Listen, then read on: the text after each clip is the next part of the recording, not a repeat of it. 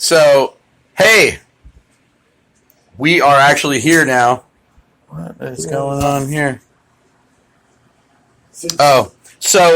We are in Milo Studios right now, and are we starting again? we're starting the first time. That's what I mean. So, yeah. So you don't believe in the countdown or any of that shit? No. We just go. All right. I'm here actually to do a Buck Stallion Emporium, art emporium featuring Milo art. And so we're gonna. So what I want you to do, so that whenever I do film it, I would like you to take me on like a mini tour and maybe describe for the listeners my 8x10 room. Yes, you're fucking. Your beast. Stand in the middle, dude. Yeah, no, and then twist. Okay. No, I mean, you got some awesome shit in here. I see you got a Hellboy Stormtrooper. The problem is nobody's gonna see any of this shit. No, but I'll describe it as best I can for the layman. This is shit that's needs to be sold or is sold. Okay. There you go. This is a dirty ass free candy van. What is that? Like a raper van? Is that something? Now, did you make all that from scratch? Oh, you have a cast thing. Yeah, okay. I have a kiln out in the garage. Okay. To make mugs and shit. Okay. The best part is the driver's side window. So with help written backwards. It's ceramic. Okay. Cool. Oh yeah, I see in the sweat. It says okay. And then it looks so light when you pick it up. That's why I was like, is that plastic or what? That's why I hit it with the phone. Hellboy Stormtrooper. So now, okay, this is like these are like the big statues. Yeah, these are the big toys. Yeah. And then I obviously went to town on it and baked it all up and painted it and turned it into Hellboy. Yeah, Hellboy Stormtrooper. That's fucking awesome. Stickers? Want stickers? Got some slaps? Yeah, I definitely want some slaps. Yeah, and take all these are just thermos. Okay. Man, take what you want. Okay. This is from the new movie. Now, is this something that's going to be tweaked or? No, he is tweaked. Oh, he is. Okay. Sorry. I drilled out all his joints. He's fully painted up. LED. Oh wow, he's got LED light in the eyes. LED. So now, is that robot? Was that from scratch, or was that like a toy that you converted? Okay, another toy, and I just took it to the next level. Took it apart and painted it up. Stormtrooper Octopus. Stormtrooper Octopus is. There's going to be a picture of that on the Buck Stallions Art Emporium, and that's just one of those vinyl heads. You get at Target for like $12, and then I fully built. All of the octopus. That's very cool. Painted him up. Tagging supplies. Let's be honest. Graffiti shit. Tools of the trade, man. Everything else is computer, storage, toys, inspiration. Well, okay, so now that's where I paint. So let's go through these paintings here. We got some skulls. We got some tiki. We got a brain skull. This is it's a logo for a dude. That's actually going to somebody. Can we mention the name? Yeah, you can read out. So Montez Customs, and he's got spark plugs for fangs. Yeah, that was customer suggestion. Customer request. Very cool. And then we've got another octopus. I do a lot of octopus. You like the octopus? I do a lot of octopus. Is it a Cthulhu inspiration, or is it just actual? Puss. Oh, puss. It's the word puss. Well, I thought you said that if you would just talk about dick all the time. No, but you need to have someplace to put your dick. That's true. You gotta have a sock for the dick. Yeah, you need a holster. You can't just. So now, so you said obviously the Montez is a commission. These are already go. But those 4 are for sale. Yeah. Those so we'll have pictures of those on the page. Yeah. And you can contact Milo, and he can either mail it to you. Do you accept PayPal? 90% of my work goes out PayPal. Cool. It really does. Okay. A lot of my work, physical, hand you a painting stuff happens in another world, in Southern California. Yeah. So anything that I ship out from here is almost always PayPal. Okay. And usually I include shipping. In the price. I got you. Yeah, Very cool. So it's just a one-time, don't think about it, send me $80 and all. So now a lot of people, it was something I was thinking of before I even hit you up to see if you wanted to hang out today. And that was, I wonder sometimes how certain artists price out their work. Are you doing it by hour? Are you doing it by supplies? Are you doing it by overall technicalities, or That's I it. mean technical. God, Sorry. you don't give me a lot of options just to be like a dumbass and say so. You're like, oh, let's talk about pricing. Well, no, I was Like, just Jesus curious. Christ. It's something that is interesting to me. Everybody does it differently. Yeah. A lot of dudes do it by. When I started, I wanted to make $20 an hour. Right.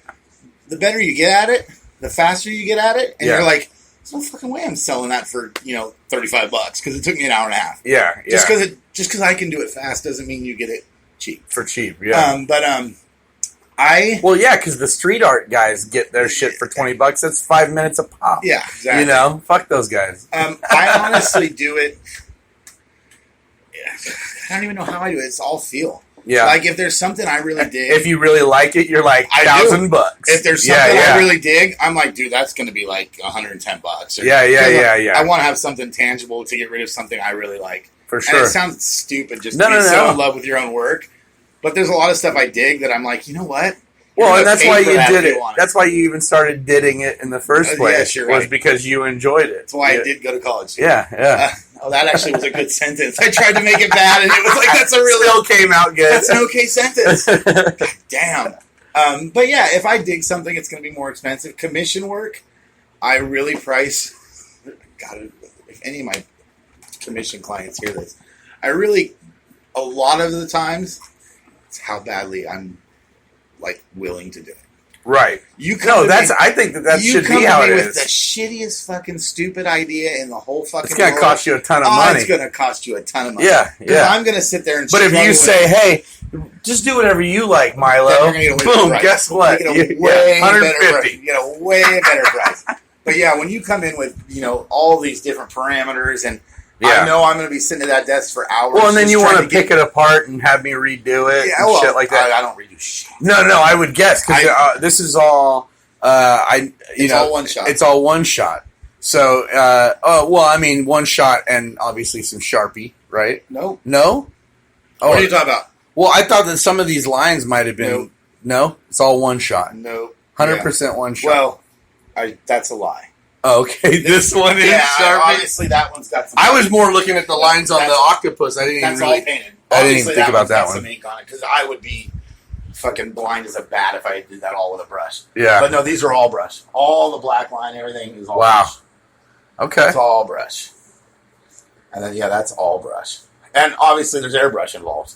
Yeah, I got some airbrush in the eyes. And, or in the back in your backgrounds too. Stuff. I definitely don't consider myself an airbrush artist, but it definitely accentuates, what you're... Put shine on something or whatever. And this kind of stuff, the sculpture stuff, is all airbrush. Oh, okay. I'm not going to sit there and paint, into every one of those little tiny crevices. Yeah.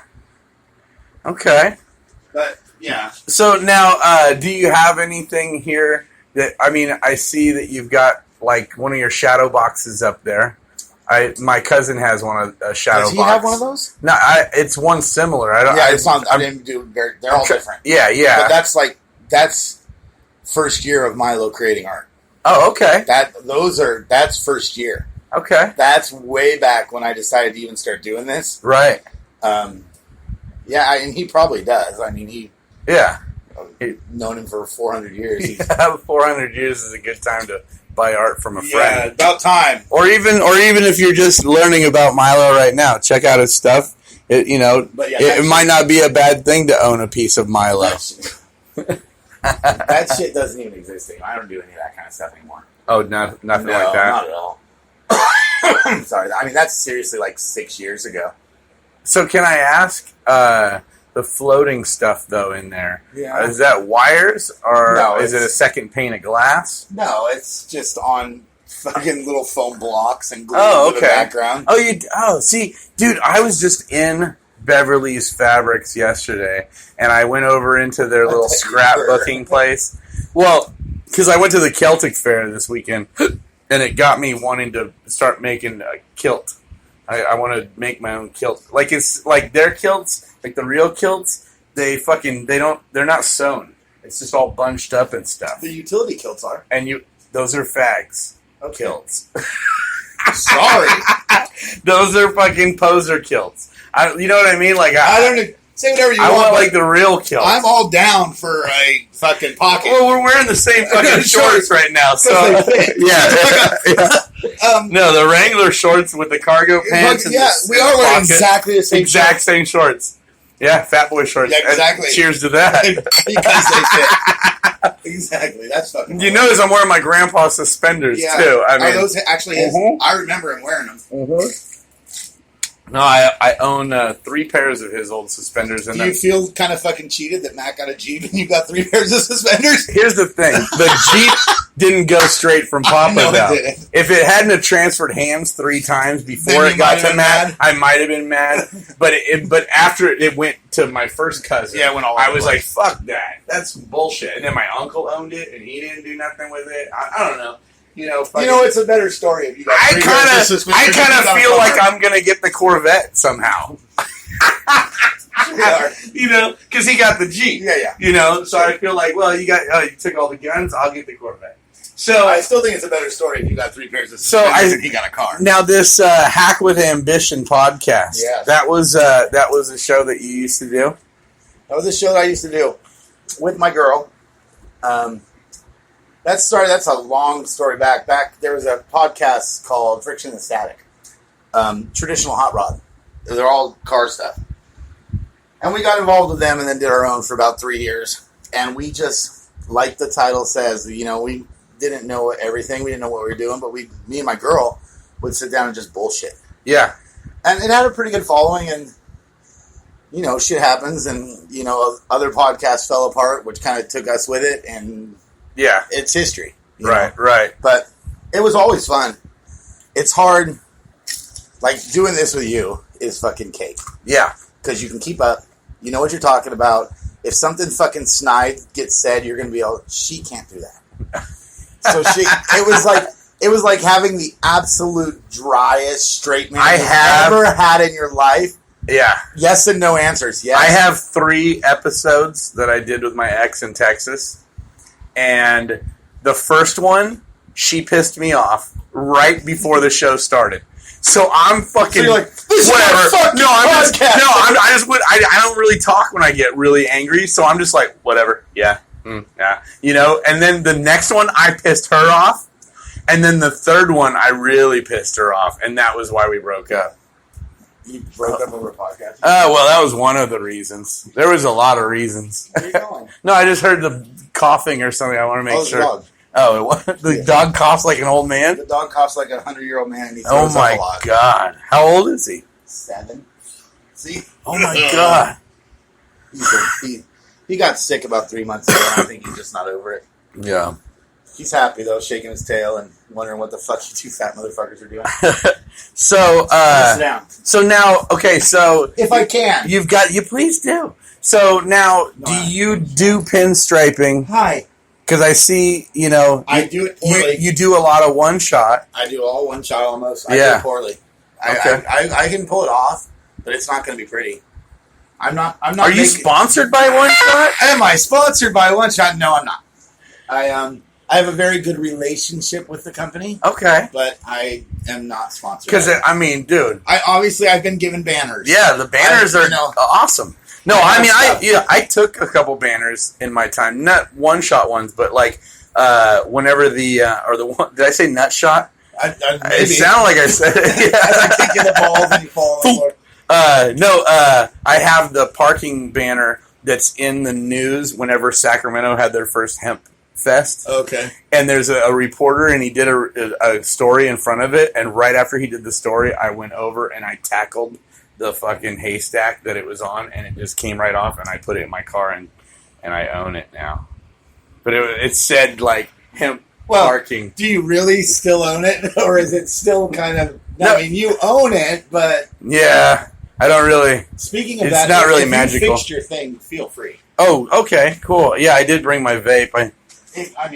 Well, you're smoking cigarettes in your house, but yeah. I don't know. Not everybody's cool with weed. As long as it's gone by 2:00. Oh yeah, no, it's vape. Yeah, so the dog will enjoy it. Probably be good for him. Mm-hmm. Look at his face. What the fuck's going on? Hey, buddy, you good boy? He looks so young.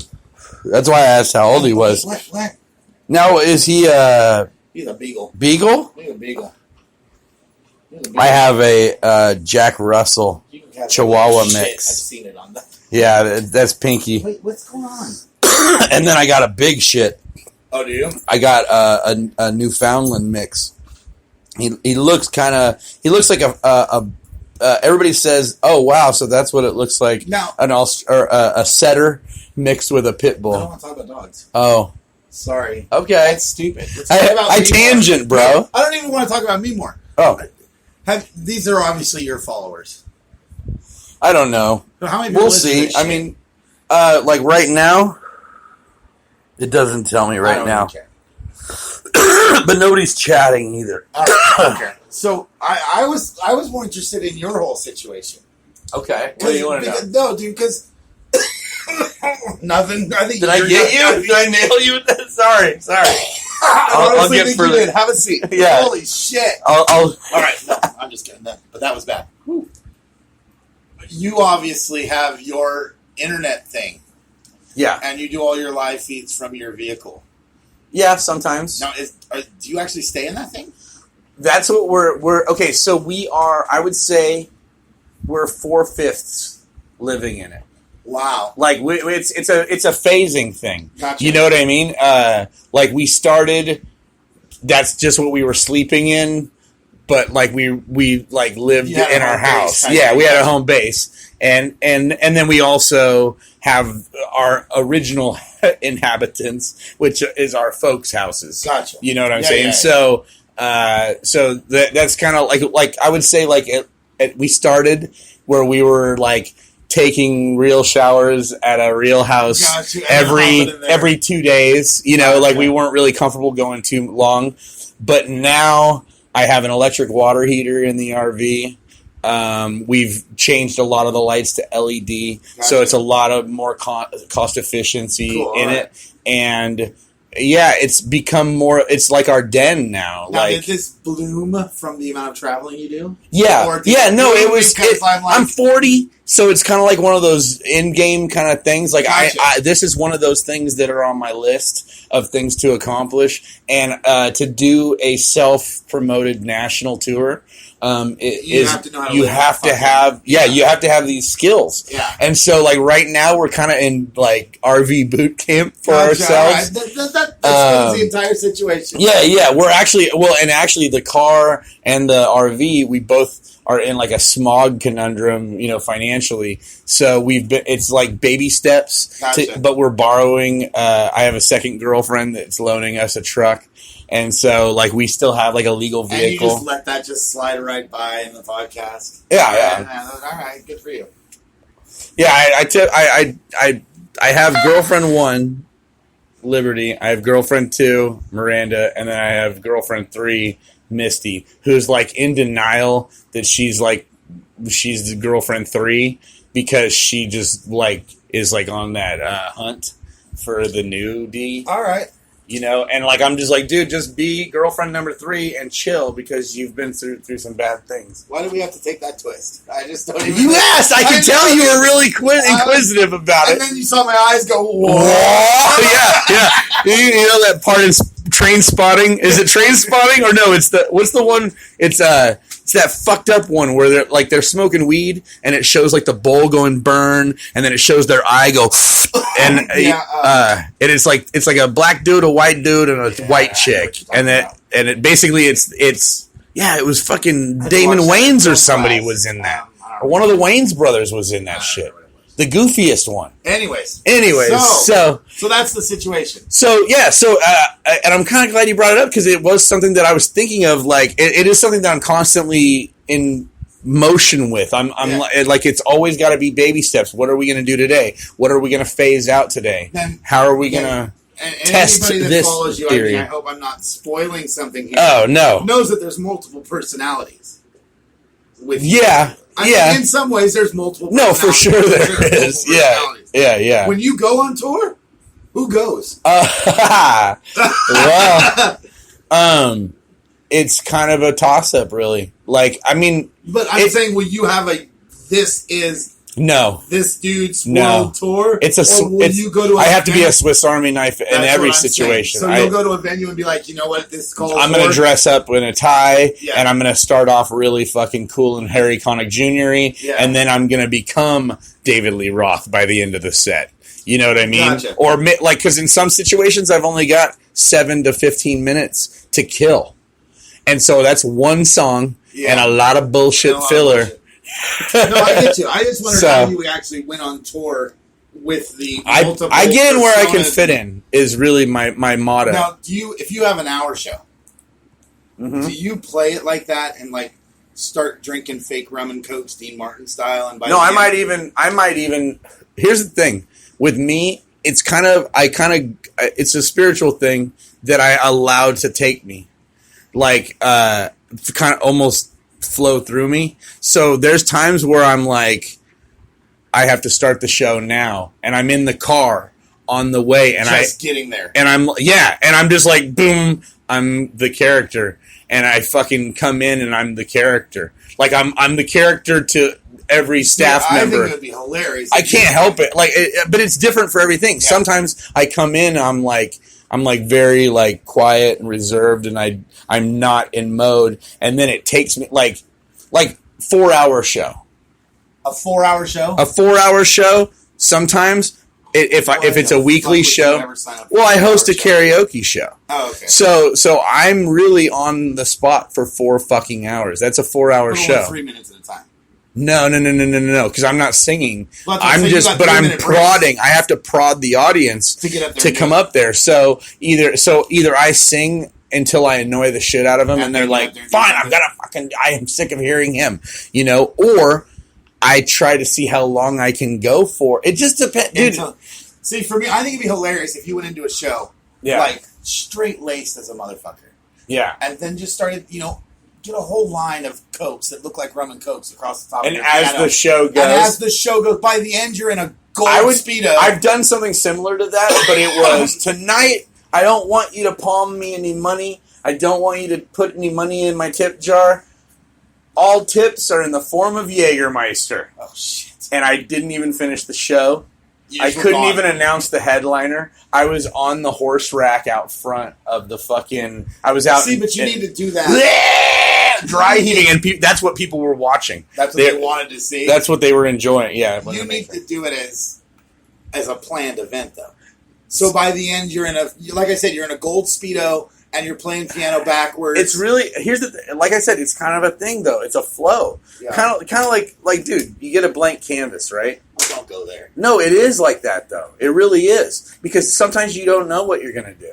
You start with a blank canvas and you're like, you know what? I've always wanted to try and do a fucking boat in the distance, and so like you do some water and you start working on the I sky. can actually sell that And in then- Modesto. And then all of a sudden you're like, oh fuck, I'm gonna bring in like an island now, and now the boat's like off the fucking coast of something, and like all of a sudden, okay, so now imagine this. Sometimes I walk into a show, it's a packed house, people are fucking rude, they're loud, they're already approaching me, telling me what they're gonna do. Yeah, but rude people have to be good for your act.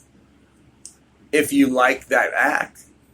Well, If you can't handle that act, if you're a fucking snowflake, yeah, but the like a lot of people the- are that are the- 21 and out drinking right but now. the 10 rude snowflakes in the back corner No, have bro. to be No. rad for the rest of the audience. Those 10 snowflakes are they're 90% of my crowd, and then I have one old enough person that can understand back hazing. That's like, oh my god, and they're the only one that come up and palm me a 20 and say, I fucking love your shit, dude. You're Yeah. fucking amazing. But I ran out the whole bar. You know what I'm saying? I took it on the chin And does from that ever- every other customer. Does that ever bug you?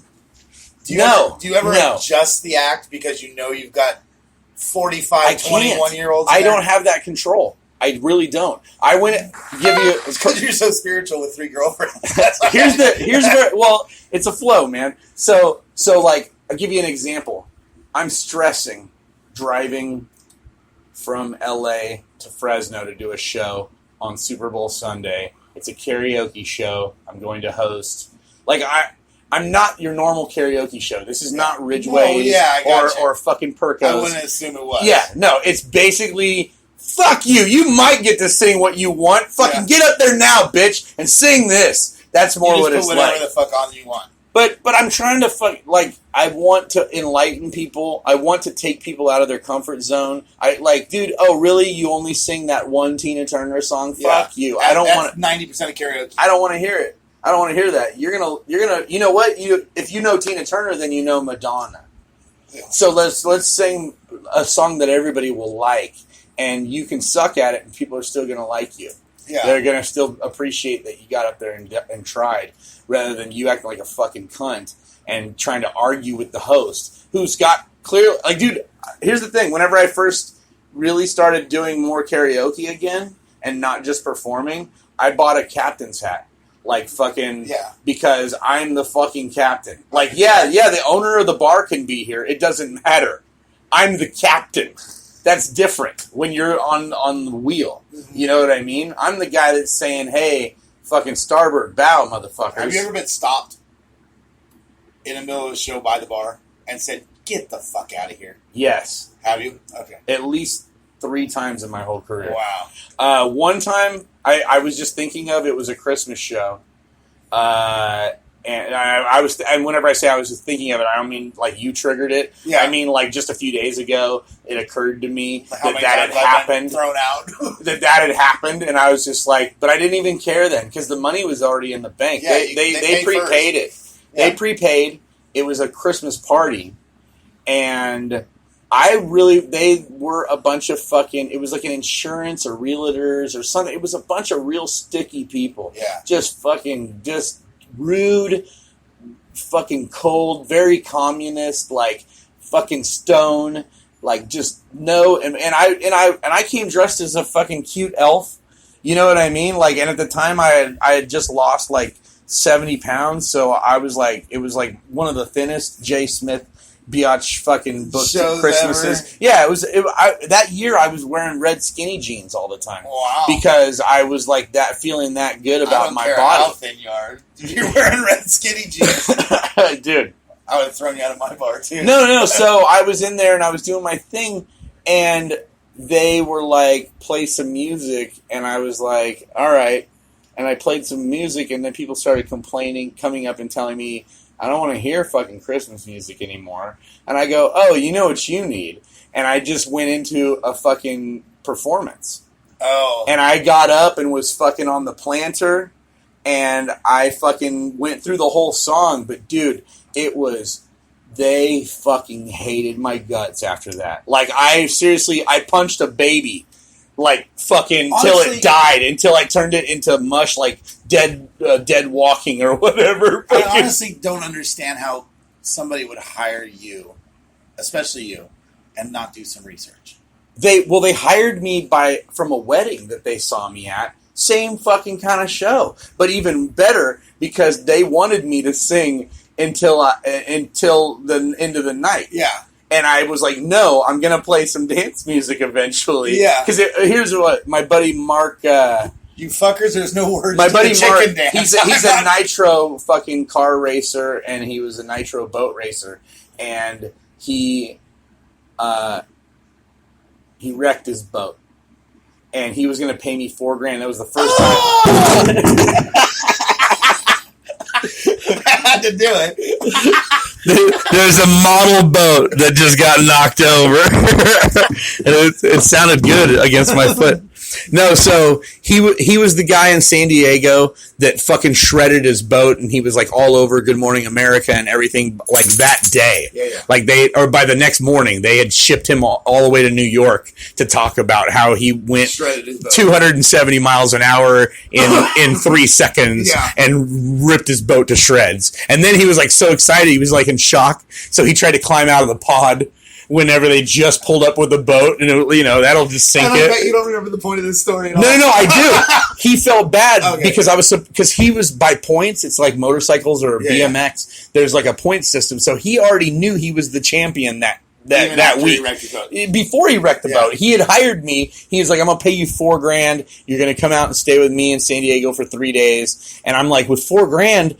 So I told my buddy in LA, I'm moving to LA after I do this show in 3 days. I'm bringing all my house with me in my fucking Crown Vic, and I'm gonna move in. Yeah, I got $4,000. I'm gonna give you $1,000 a month, whatever it takes to be in LA. Yeah. You know what I mean?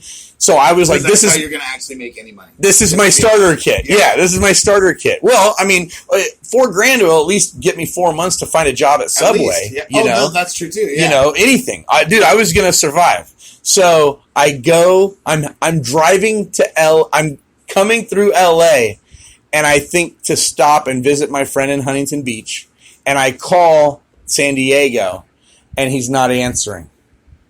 And You're like, oh shit. And I'm like, what the fuck? And he calls me that night. He calls me that night because it had happened that morning. He had been to the hospital and all that shit. But he calls me that night and he's like, I am so sorry. And I'm in Huntington because I'm afraid to keep going because he's not answering, you know? And I was just giving him a 3-hour courtesy call. Hey, I'm in Huntington visiting my friend. Are you still waiting for me? You know? And he called me and said, dude, I shredded my boat. I'm going to make this up to you. I feel so bad. Fucking, I'm in New York. I'm going to be on Good Morning America. Yeah. And I'm like, okay. And so I ended up going. Was this years ago? 2007. I would have given the fucker my PayPal. 2006, 2007. You can still deposit that money. And so I went. Well, no, dude, I felt bad for him. You know, I mean, he almost died. You know, I mean, I can only imagine how he felt. Well, and I'm just like, wow. And I thought my dreams were crushed.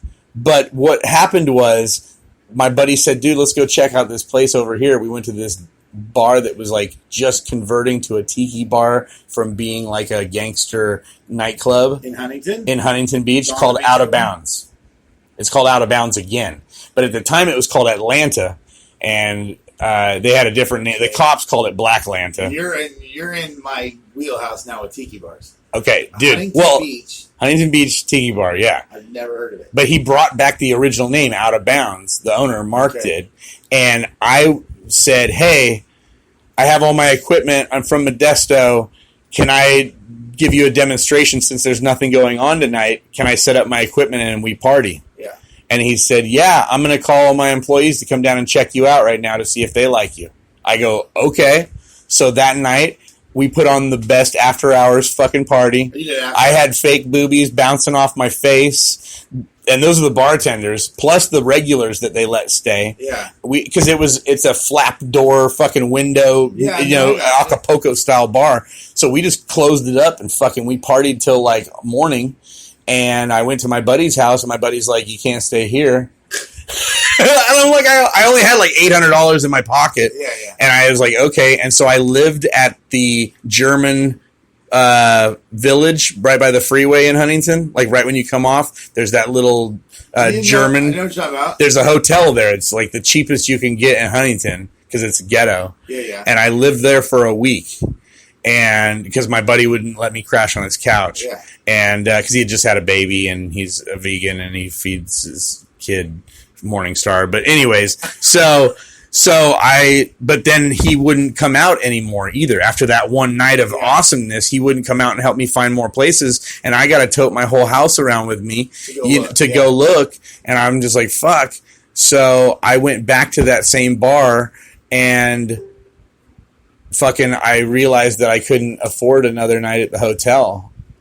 And because I was out, I had drunk some beers and I had to have escape money to get back to Modesto. Sure, yeah. Which was like $100 in a Crown Vic. And so I I slept in my car in the parking lot. Why is this getting so sad? And at 11 o'clock in the morning the next day, the owner said, dude, did you sleep in your car? And I said, yeah. And he goes, are you too drunk to drive? And I said, no, I just couldn't afford another night at the hotel. And he's like, you've been staying at a hotel all the week? And I was like, yeah, it cost me like $600. And he's like, you can come stay at my house until you find something else. And so I stayed in a palatial mansion over by the swamp for a year. I lived with him. And worked at his place. And worked at his bar. And yeah, because he hired me after he found out that was my deal, and how my homie wasn't helping. And and how the boat race had gone down.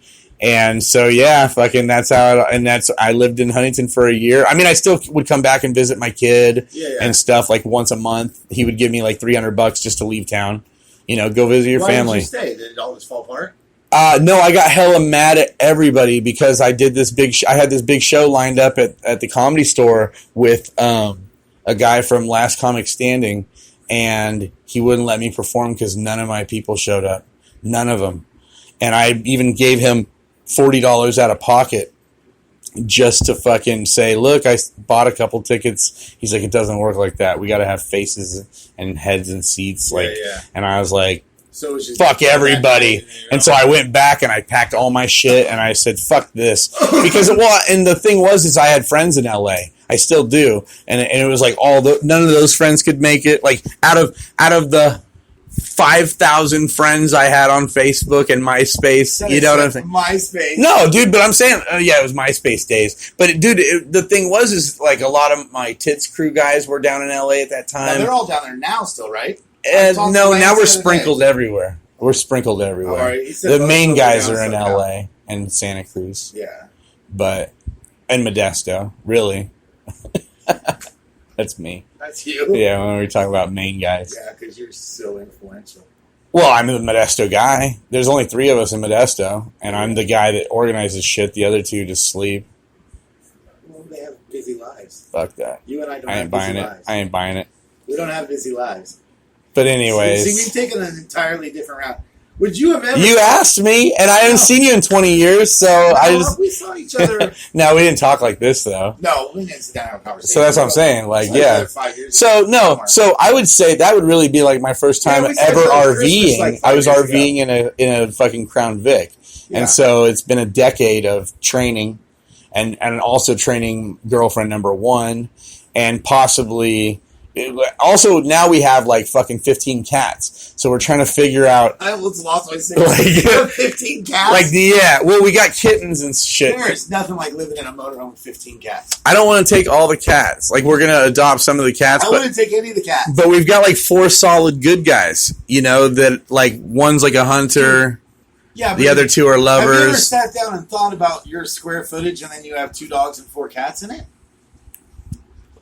We hang out a lot. We already do hang out a lot. The dogs and cats are cool.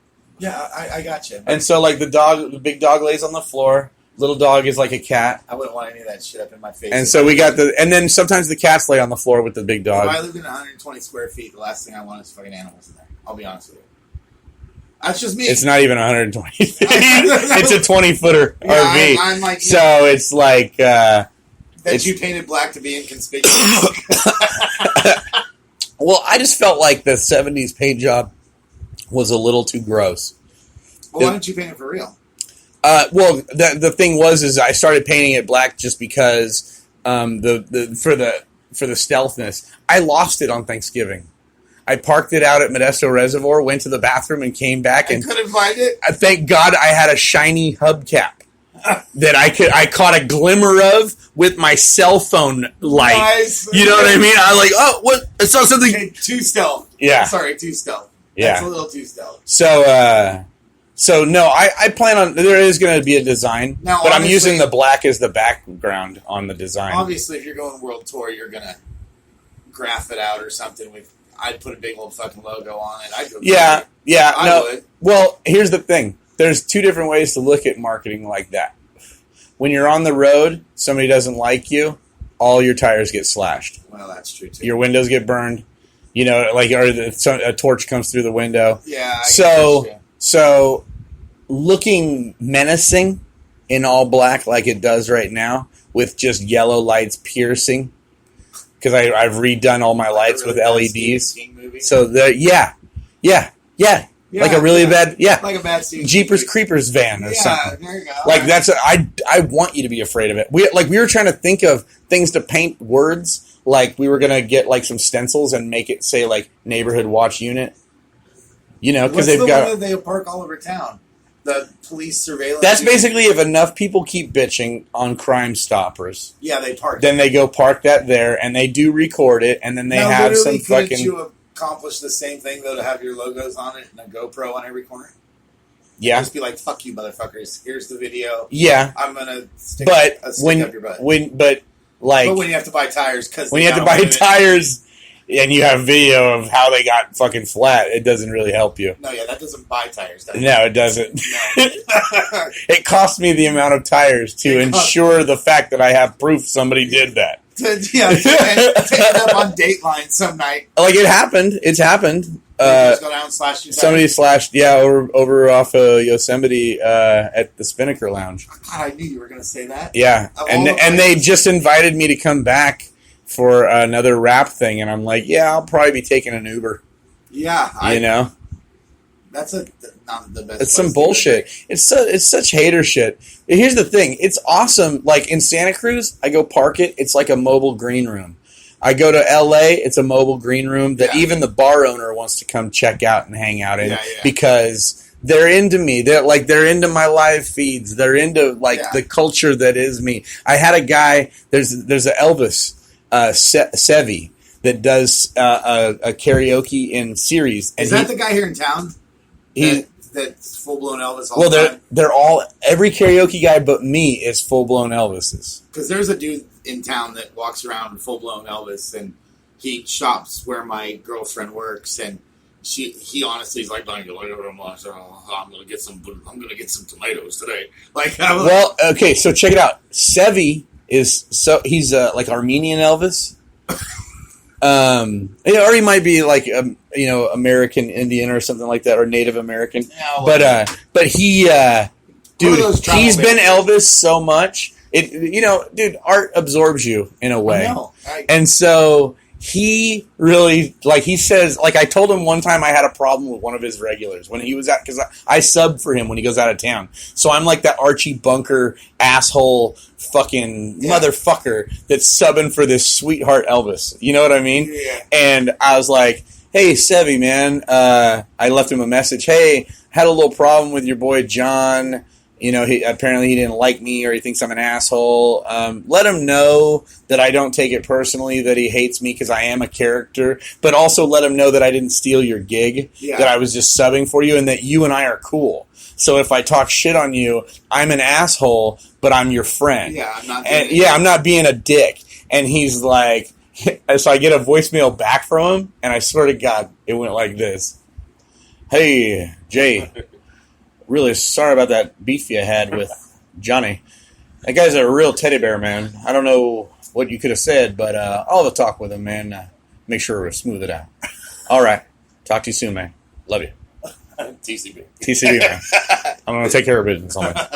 No, but dude, it was like, I'll never forget that he's like, man, sorry I had some problem with John, man. That guy's a big old teddy bear. Just been laughing. And I'm just like...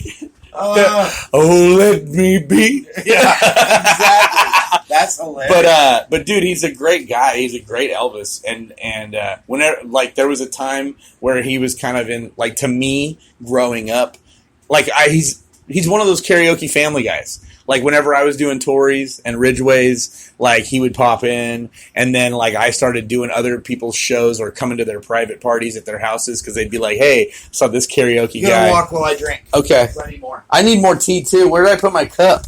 Oh, right here. But he's kind of another one of my karaoke. He's my karaoke dad.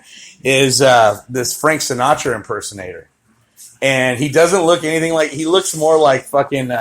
Who is the kid, or he played the kid, but he's older than Robin Williams on Mork and Mindy? Oh, Jonathan Winters. John Winters. Just picture Jonathan Winters trying to act like Frank Sinatra. I heard the best Frank Sinatra story this morning. I mean, we might as well talk about whatever the fuck. Yeah. So, he was on Tonight Show, Johnny Carson. Okay. And Don Rickles walks out. And, Don Rickles. Yeah. You should be very cool with Don Rickles. I get compared to him a lot by the senior crowd for sure. So, which I'm okay with. Don Rickles is telling this story. He's in a restaurant and he sees Frank sitting across the restaurant eating. Frank's just about done. He's having his espresso, and Don Rickles walks over and goes, "Frank, I'm with this girl. She's really hot girl. And I really want to score with this chick. I told her I know you, but she doesn't believe me. So when you're done, I think you could walk by the table and just say, "Hey, Don," and walk away. Have you heard this story? No. Okay. I mean, it sounds kind of familiar. Okay, But, and knowing Don, I kind of know where this is going to go, but I'm excited to hear it. Frank Sinatra finishes up, and he's like, "All right, you know what? I'll do it for this guy." And he walks over to the table, and he's like, "Hey, Don, how's it going?" And Don Wrinkles goes, "What the fuck, Frank? I'm eating." That's so good. What the hell are you doing? I'm trying to eat. I'm trying to eat over here. And just blew him off. Just blew him off. It's the greatest fucking story ever. That is so good, dude. It is honestly one of the best Frank Sinatra stories I've ever heard. That is great. No, and really, that's a great Don Rickles story as well. No, yeah. I mean, it definitely pays Frank to his how quick he is. Yeah. And Frank is a sweetheart too, man, or he was. I mean, I was at a show. Back to my chair. I was at a show with Don Rickles' daughter. Yeah.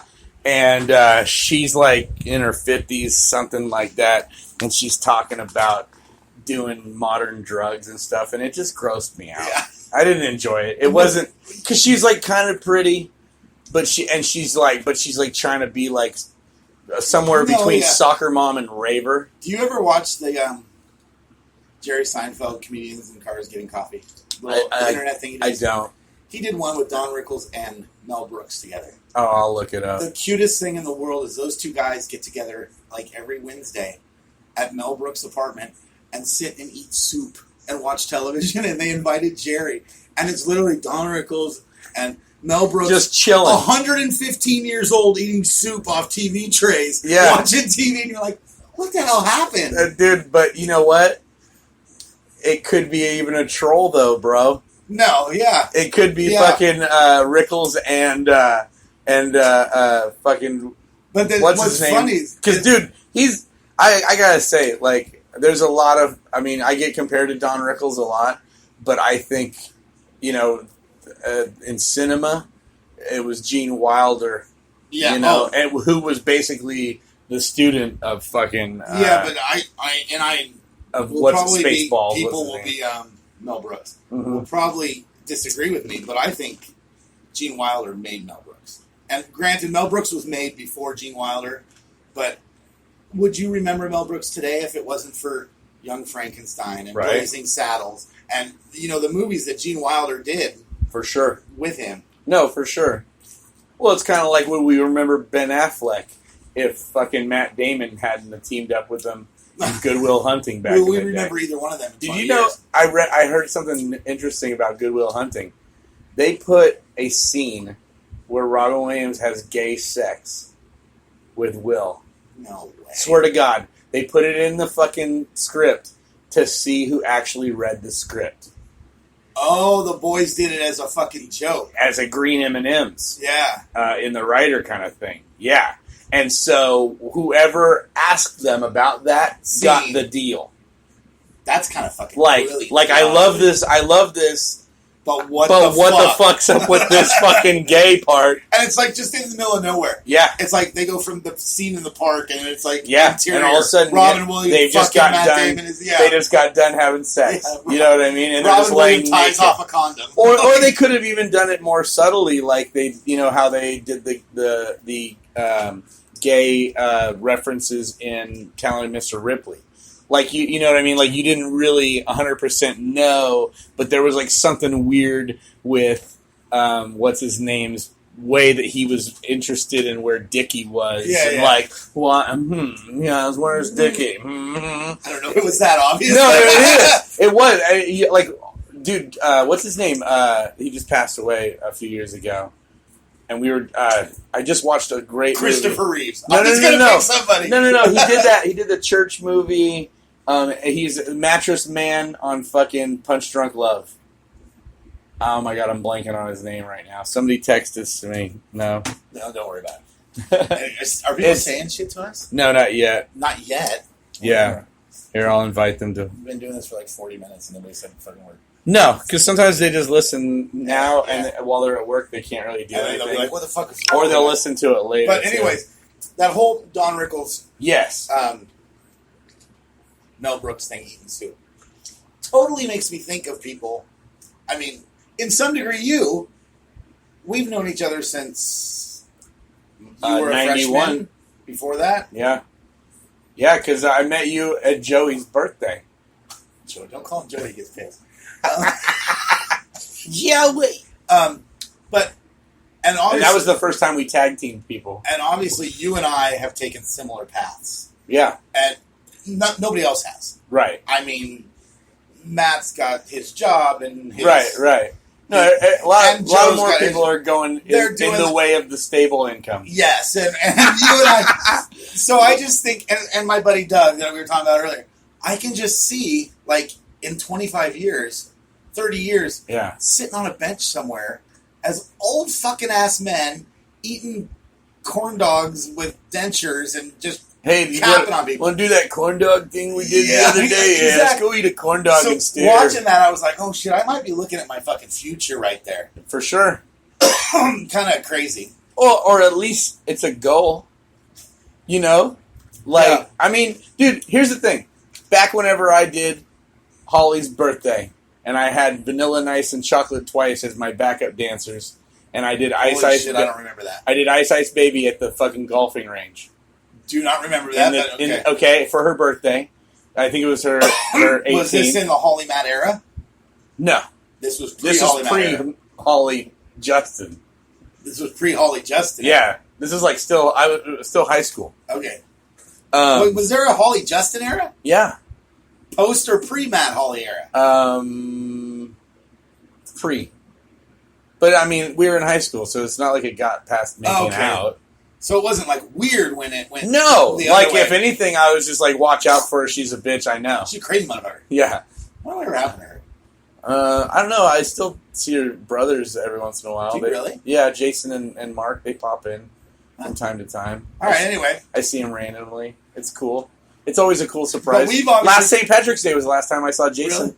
Really? Yeah, we've obviously taken a similar path. No, for sure. And I mean, obviously, you have the thread of Slash tires. That's why I enjoyed like coming and walking in here and just being like, "Fuck yeah!" A fog machine next to a fucking titty mug, next to a fucking can of pure gold, next to a fucking. But I mean, what is that? A real fucking stingray? That is or a sand crab? Horseshoe crab. Horseshoe crab. A buddy of mine lives in New Hampshire, and they come up on the beach and die.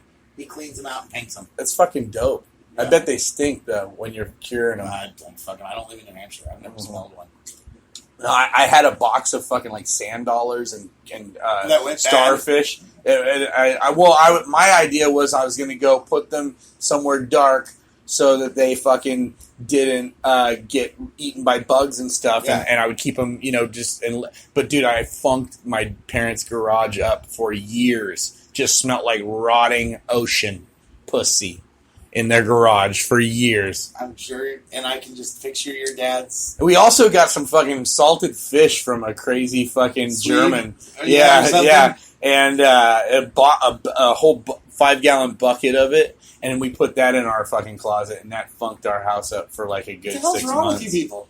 But, we don't like to say no whenever we're gifted. Yeah, I guess. God gifted me the sea animals that I rotted out. Yeah. What I should have done now that I know, what you do when you get those is you put them outside. You put them the fuck outside in the sun so they can get sterilized by the UV rays. From humans. Yeah. Find a quiet corner in the yard where the dogs can't eat them. There you go. And you're good.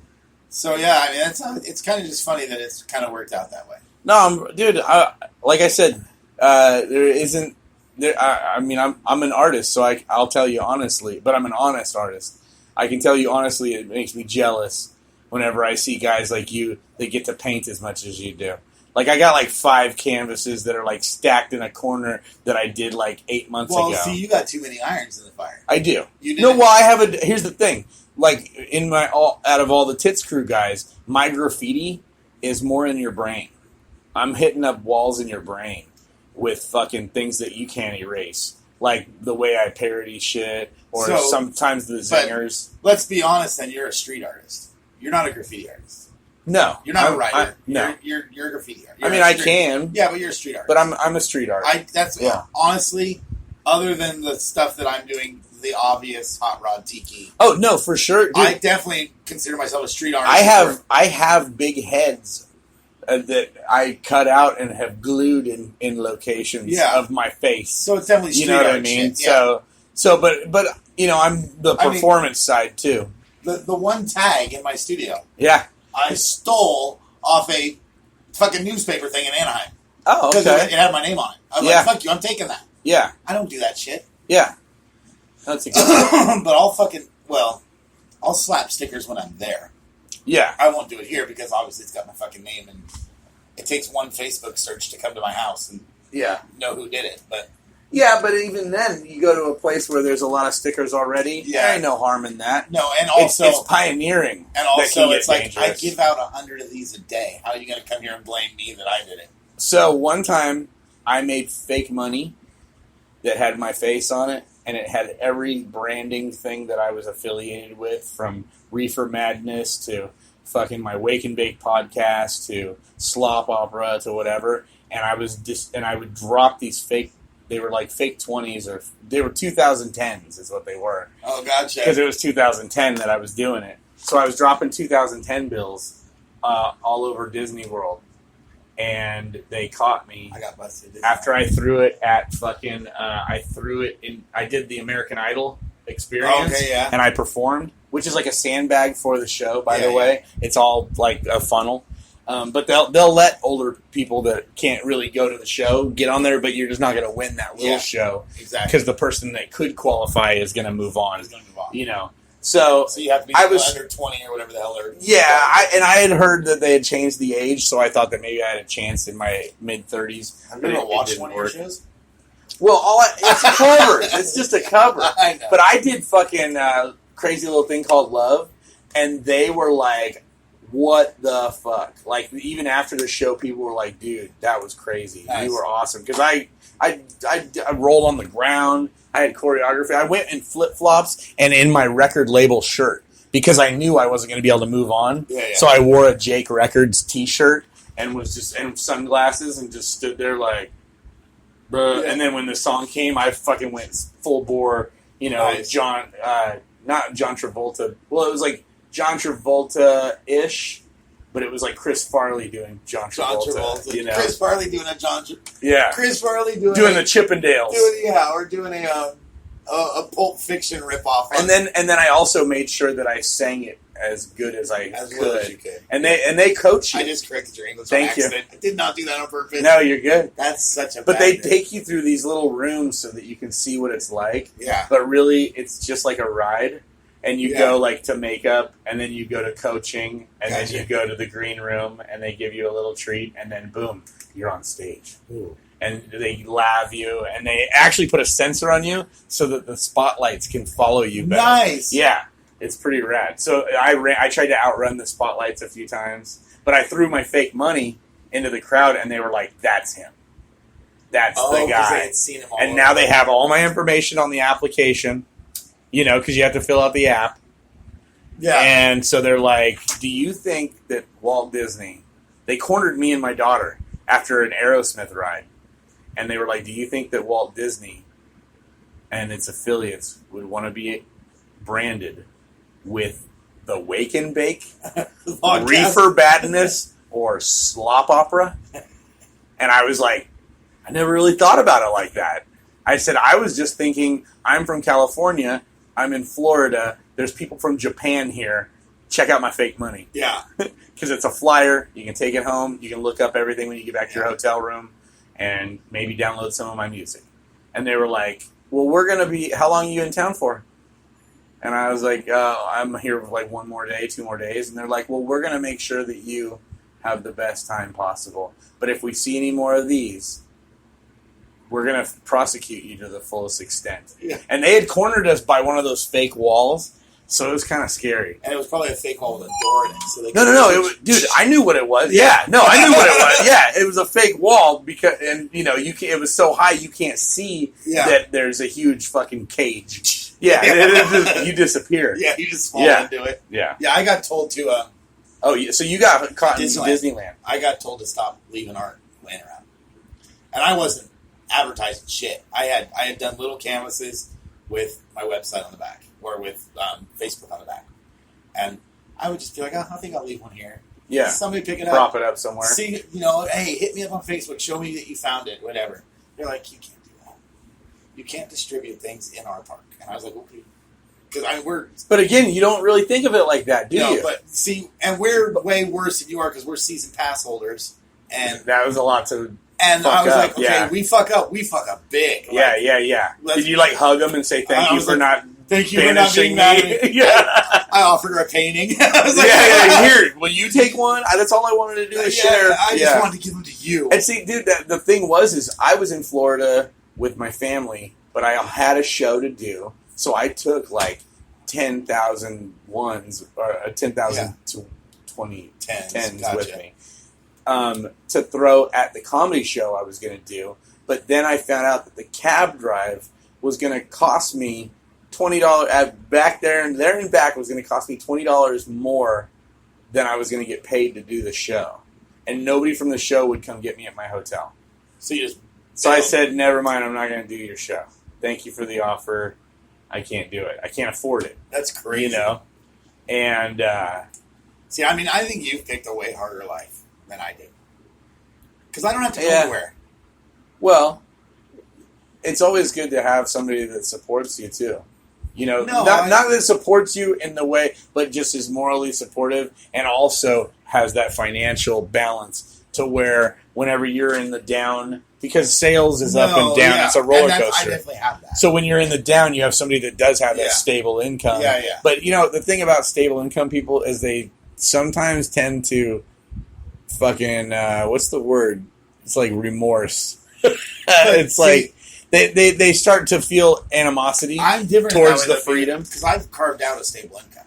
Right. And this is what we do to fuck around. To be honest. Right. This is why we can go have a season pass at Disneyland. Yeah. Because I'm willing to sit here and take my free time and paint stupid fucking pictures, and Mm-hmm. But obviously it's obviously I don't even know how to put this, but it takes on a life of its own in some ways.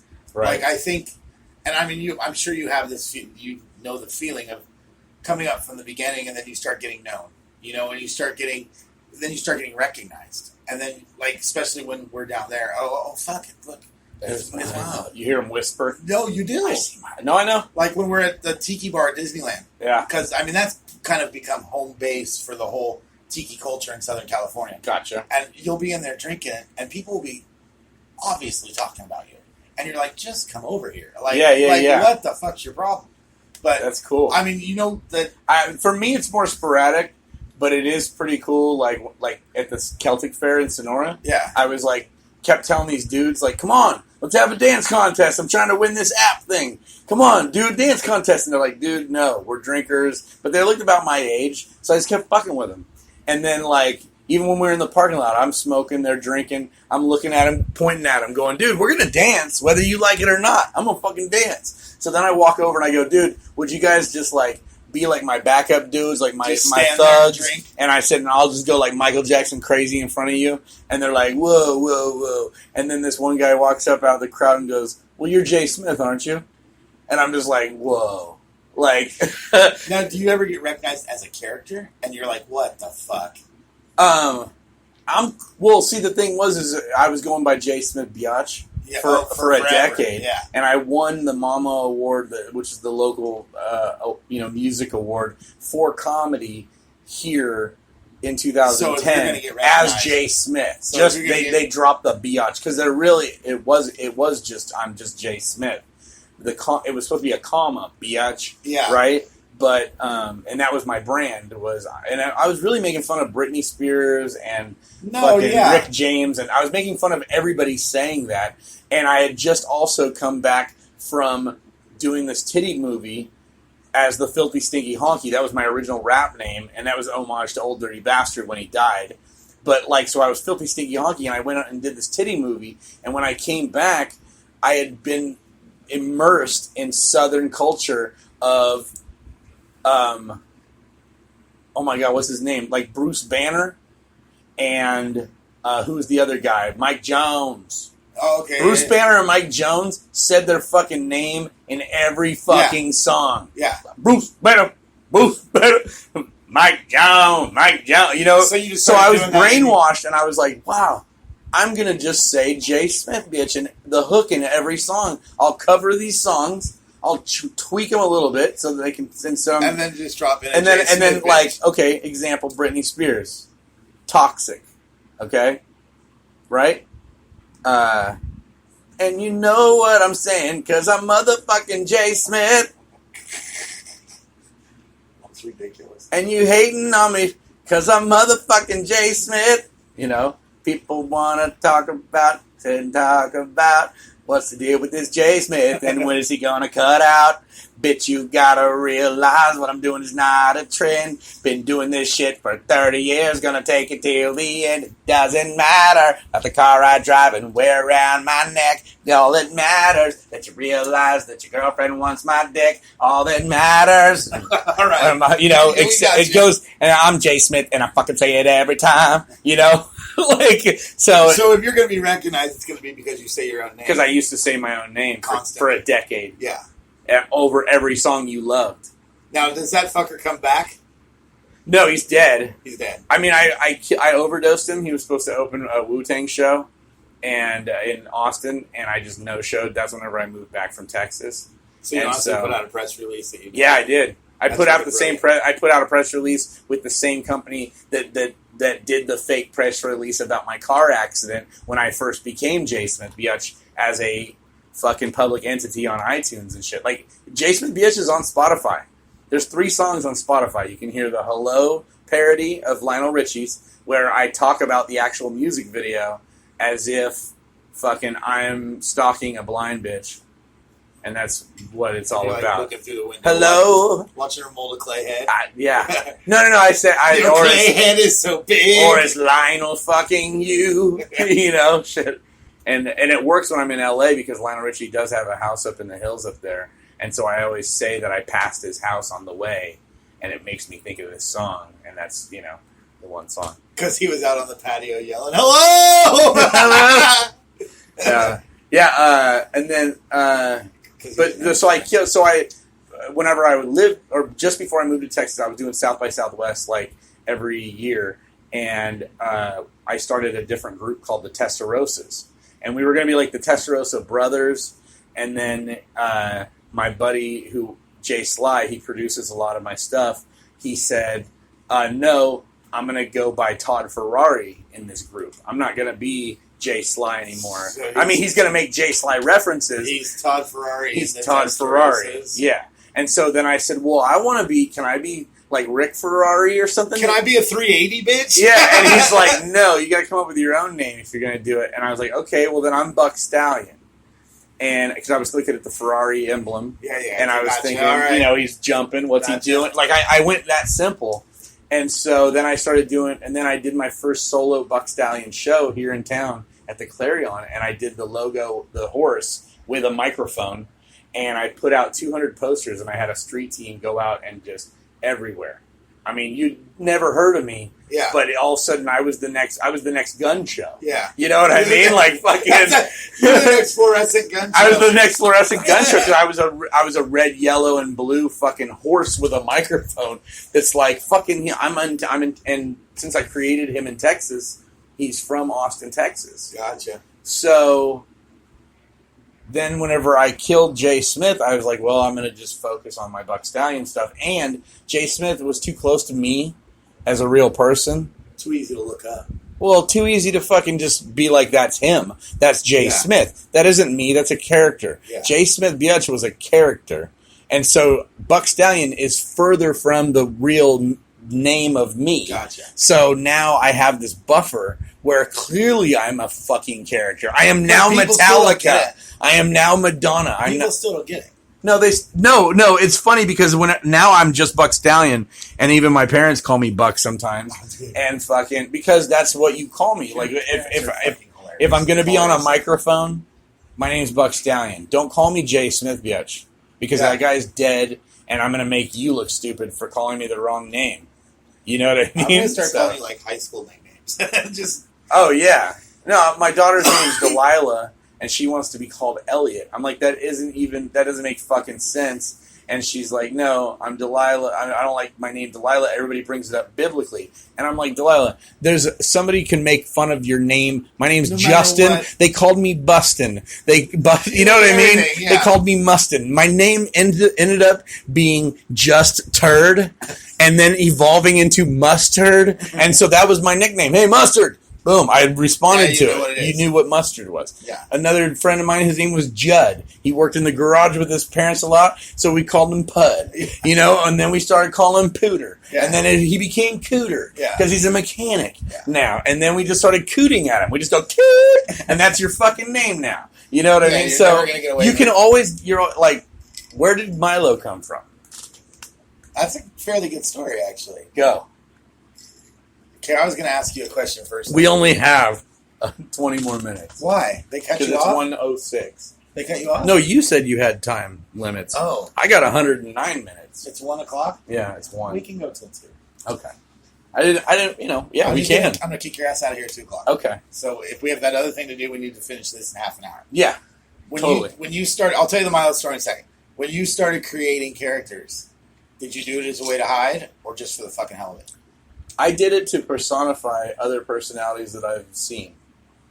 Like, I don't like certain people in the real society. No, I get you. And so, to be them, back at them, but a worse them, or the guy that can dominate those, that's what I was going for. Well, I guess when you started, when I came up with Milo, too. I mean, don't you think I was kind of already doing a character in high school? Did you kind of feel that?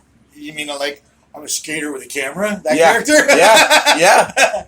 No, I mean, dude, you want to, growing up, you always want to fit into a slot somewhere. No, my favorite thing about you was, we're just going to, like, hammer you about high school. Yeah. But, like, I'd love to hear this. All the dudes that were, like, skaters seriously only put up with your shit because you saved allowance for 8 months and bought that fucking video camera. Yeah. And then they put up with you down at that fucking school because you'd film them on their skateboards and then show it to them. Yeah. Or edit it. Or, do whatever the fuck that shit you were doing. Yeah.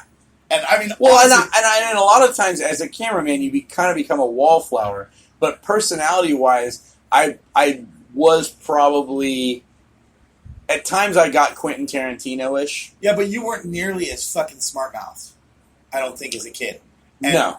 You relied heavily on that camera. Yeah. You relied heavily on the piano. Yeah. Like, at your parents' house, you'd be like, okay, I can play piano so people will talk to me. Yeah. And I'm not saying that as a fucking... No, you're right. You know no. I wanted to be Harry Connick Jr. But, yeah, I mean... And that's kind of how it all transpired was my first video was with Joey and Lorenzo skateboarding at Downey and bicycling, BMX jumping at Downey. And I put it with Metallica on public access, and they took it off the next week because it had copywritten music over it. So I was like, so to be on TV, I have to be 100% original. Yeah. Okay. So I started Which is making... a good first lesson. Yeah. And so I started making my own songs, but I was already kind of being a Jerry Lee Lewis wannabe. I was looking at I was watching their personalities. I was absorbing who these people became as artists. And sometimes I like to personify that kind of artist where I'm like so fucking over the top. In the early years, we talked earlier about me being a fucking asshole.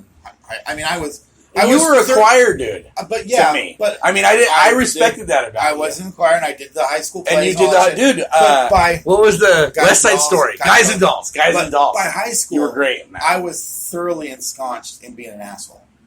You were, but you were like a pro to me. But I'm saying you weren't there yet. No, you weren't trying to keep up. There was no part of you that was like, I want to be an asshole.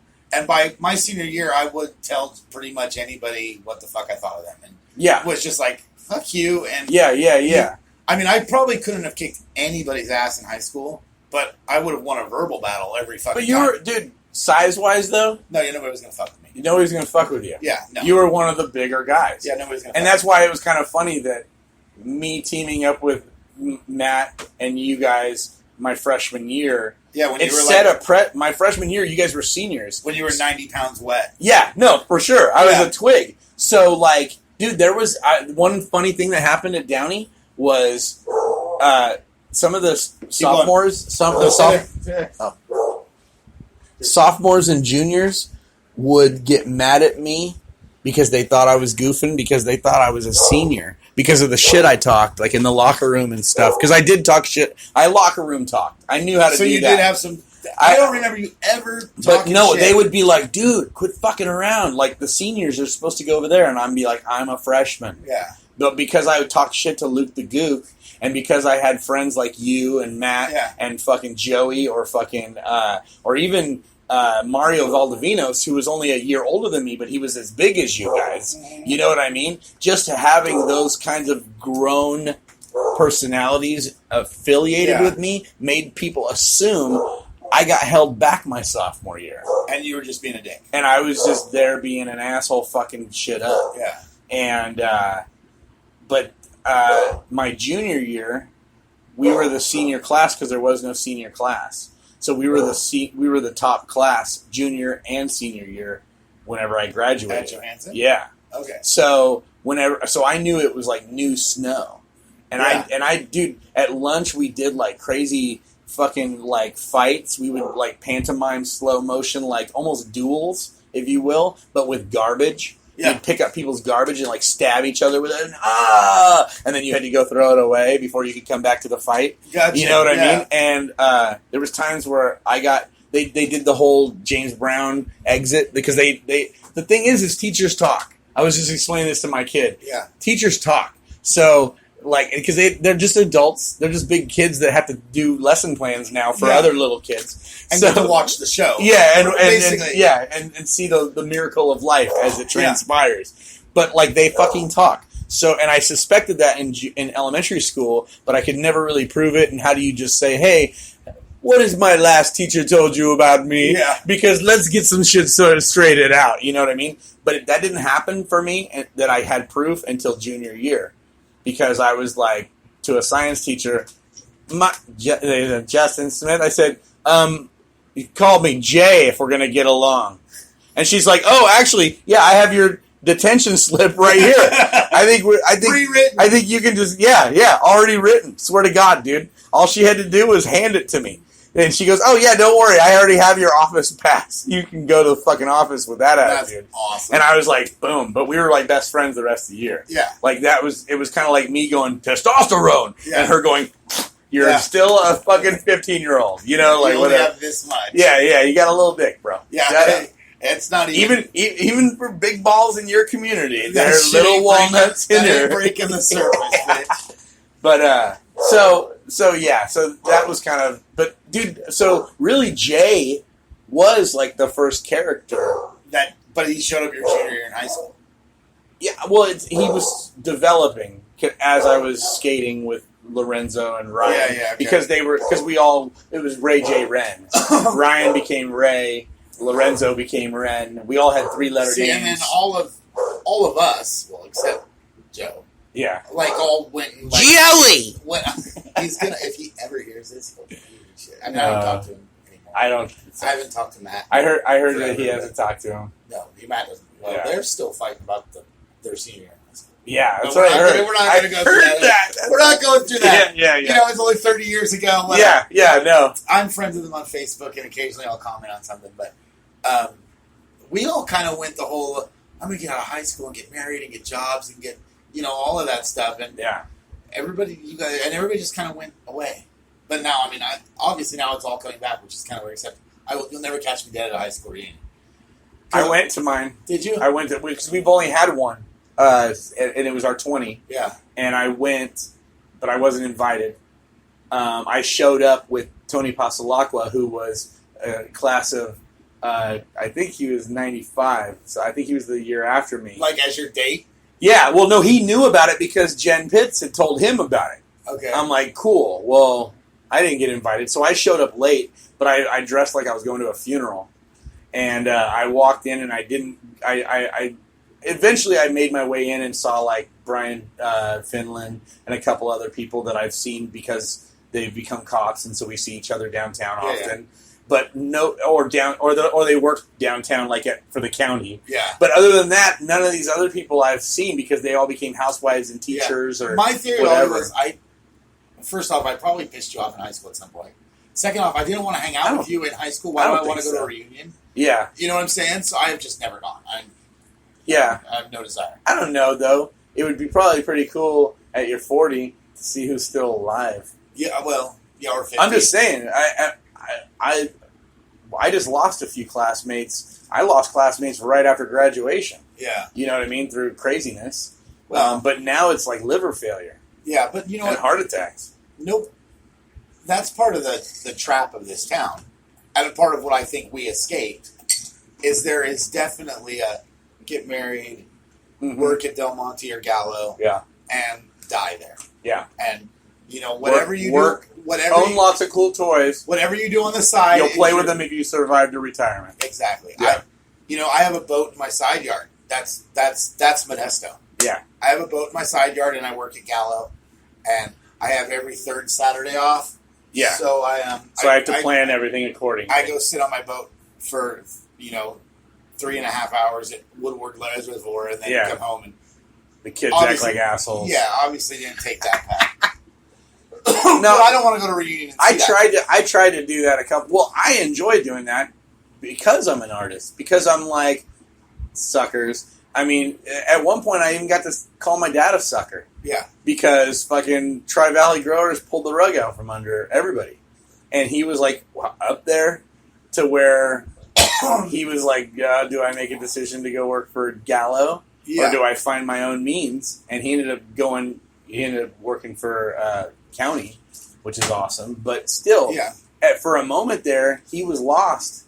And his degrees and his diploma and all of his fucking work experience wasn't going to help him. Never will be. Wasn't going to help him. I never will be. Nah. I've tried, bro. I have this. Yeah. Obviously.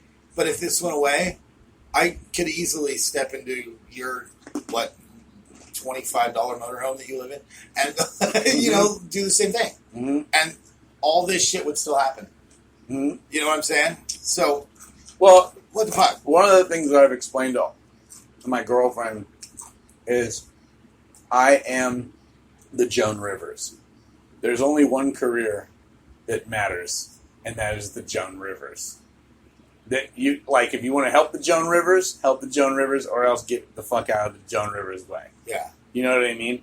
And she makes fun of me for that from time to time, but she does also explain that to other people that say, well, what about ma? Well, that's Joan Rivers. That's why. That's the career. That is the. No, and I get that, but I don't even take it to that level. I do this, and yes, I don't have a boat in the side yard, but dude, it's 1:00 on Wednesday. Yeah. And I've had 4 drinks and half a pack of cigarettes. Yeah. And we're bullshitting on a podcast. Yeah. Show me somebody else in high school that's doing that. No. No, because they're all at Gallo or they're all at Del Monte and they're watching cans go down a line. But it's not much better even 20 years younger for those generations because I agree. The only thing if they're doing this and they're 20 years younger than us, they can't really afford to do this yet. No, well, that's what I'm saying. They haven't established it. So if they're doing this at 20 years old, they are fucking throwing their lives away. And I agree with that. You know what I'm saying? There's a point. Yeah. No. Well, you got to be. I'm just saying you got to be like we're at that point where it's comfortable. We know we have the balance, and we own a lot of the things that we need. Exactly. Whereas if you're 20, you're fucking green unless you fucking got lucky. Unless you got that Donald Trump money, or your dad owns a car lot. We just had a discussion spanning back 30 years to create your name. You can't do that at 20 years old. Right. It took us how many years to get to the point where we're drinking White Russians at 1:00 in the afternoon, looking at fucking art, and we don't care because there's money in the bank, and we could call any number of people in our phone list right now and sell a painting if I had to. Yeah. You know what I'm saying? Yeah. And I might discount it to the dude. Yeah. But be like, dude, Jim, whatever your fucking name this is. This has got to go. I need a fucking operation and I'm willing to sell this to you half off. Right. And Jim's going to buy it. Yeah. Just because it's got my name on it. He knows I did it. And you need the operation. And I need the operation. And yeah. It works in the art world. It works in the art world. No, dude, it's the same way for me. If I'm like, oh, I'm gonna go fucking drop off some flowers in Santa Cruz this weekend. I'm gonna see if I can set up a show. Mm-hmm. You know what I mean? A show not only pays for the gas, it's gonna get me sushi tomorrow. So you actually delivering flowers for the flower emporium? Oh yeah, no, all my emporiums are legit, bro. They're all real emporiums. Yeah. No, I understand that real. Not business. the holistic. I don't drive for the holistic, but I do drive for the florist. But I realize they're real businesses. Yeah. But I didn't realize you were that entwined in them. Yeah. I thought this was no. just like, I'm gonna be at one of your booths one of these days. I thought this was literally had 3 drinks. Literally just like the biggest load of bullshit where you stood out on the street and you're like, I love these people. I'm going to support them and do these fucking goofy things for them. No, I didn't realize you can catch me in there. You can catch me in most of these businesses. Hilarious. That makes me laugh. No, well, because that's how much I like them. Yeah. You know what I mean? Is you like I said, you're like they're going to be able to fucking see me at one of your art shows one day. Yeah. Because you're not even going to know I'm coming. We need to set one up in town. Yeah, I wish. I know a spot. I know a spot. What you need to do with Buck Stallion's Art Emporium is do 3 or 4 of these with people with an alternate style to the Modesto style. Find these people, and then we should do a show. Even if it's in a fucking warehouse. Yeah. Even if it's in the fucking Buck Stallion. No, the mattress and granite. The mattress and granite and tile emporium is way too full. But yeah, although a year ago we could have. Before the granite came, we could have. I know all those bed frames. You could have hung art on them. No, I know. And we liquidated those to veterans. If it really came down to that kind of situation, you could find a spot like that, though. Yeah. Yeah. And I have a question about that place anyways. What? The yellow banner out in front of it? Yes. What does that say? BSI? Yeah, what is that? Brazilian Stone Imports. Thank God. Because I thought BS was Buck Stallion. You seriously hung a giant yellow fucking banner outside your business? Wouldn't that be awesome? I was like, you gotta be... and actually, here's the thing. I drive by there all the time, and I was like, oh my God, what does that stand for? Please, please, please. No. Don't tell me you're that big of a douche. And it's weird, though, because I've been, I'm Buck. I mean, dude, if you call the store and I answer, I'm Buck. Because the owner's name is Jason. And Jason and Justin, or Jay and Jason, they're all too close. Yeah. And I want differential. I don't want them to really see me. I want them to see me as Fred Rating or Joey Suzu, not fucking. I'm the responsible guy you're talking to at this. I mean, granted, I do make sure a lot of things get done, and I do follow through with 90% of the customers that I can. Unless they buy something. Now, do you have a real stake in any of these places? Like invested money, this is your gig. I haven't invested. I get paid though. Okay, I get paid. So it's an employment type situation. Yeah, and they get the benefit of. It's really a subcontract kind of thing. It's like basically I'll say I'll do for because he's got other real employees that work there. I'm sure, yeah, and he works there, obviously. Yeah. So I'll say, hey, I'll come in and give you some relief for 4 hours out of the days for the next 3 days. And puts a tank of gas in your car. No, for for $10 an hour. Yeah. And so you write me up a check for $400 and you have a celebrity in our situation, that kind of thing is perfect. It's art. It's just performance art. Yeah. Now I'm a celebrity salesman. And the thing is I'm not trying to do it. I'm not trying to obviously charge everybody an hourly fee. I like doing it to support, but there's always some sort of benefit to it. Yeah. With you, I really wasn't looking for anything. Because you ain't getting anything. Yeah, no. I mean, maybe, you gave me some stickers. I'm totally cool with slaps. I'll take all of them, fucking A. But, I'm just saying, I if I go and I spend, at the half-price sushi emporium, I lived at that place. Where the fuck's that? That's in Tarzana, Los Angeles. That's on Ventura Boulevard. I don't think I've ever seen that one, but all right. It's one of my first ones. Okay. I hang out with these people. So now the haircut guys from down the street are hanging out and having sushi with me every day. Yeah. And we're bullshitting. Maybe after work, we all meet up there and have some Sapporos. Across the street from that, across Ventura Boulevard, is the Sugar Mill, which I'm the CEO and whatever and mayor of. And so but it's just Maui Sugar Mill. Well, then now we're having a Sapporo at sushi after work. Now we're going across the street to my show, and I'm hosting karaoke. And now their friends like, dude, this is my friend. You got to come check out his vape place. Do one of your Emporium things. He'll give you a vape pen. I'm like, okay. I'll go over to his place. He's like, here's the vape pen. Okay, and I'm like, hey, guess what I do now? Now I'm a vapor, or whatever. So it's just it's a snowball kind of thing for sure, and definitely performance art. It's performance art. Is. It's I want to be the next Fred Rated. I want to be Shadow Stevens. I want to be fucking Joey Suzu. I want to be fucking who's the guy that does the baked commercials now? You know who I'm talking about? He's like hella burnt. He's orange. He's like no, dude. Yeah, he does the baked Lay's commercials. And he's just Hamilton. Yes, whatever. Yeah. By the way, George Hamilton is a couch surfer. He's never owned a house or a car in his life. No way. Fact. He's a couch surfer. He's always been a homie that just, hey, can I stay? To this day. He must have a shit ton of money. Or he doesn't have any money and he parties his ass off. Or he's done a lot of coke in his life. Exactly. That's crazy. Yeah. Isn't that rad, though? It kind of George Hamilton is really another inspiration to keep chiving on. To keep... Yeah, but you don't want to couch surf. You can always be a couch surfer that's true. if you have friends. Yeah, you always and if you're a good person and they understand the difference between... And you do your fucking dishes, you're good. Yeah. Yeah, I get you.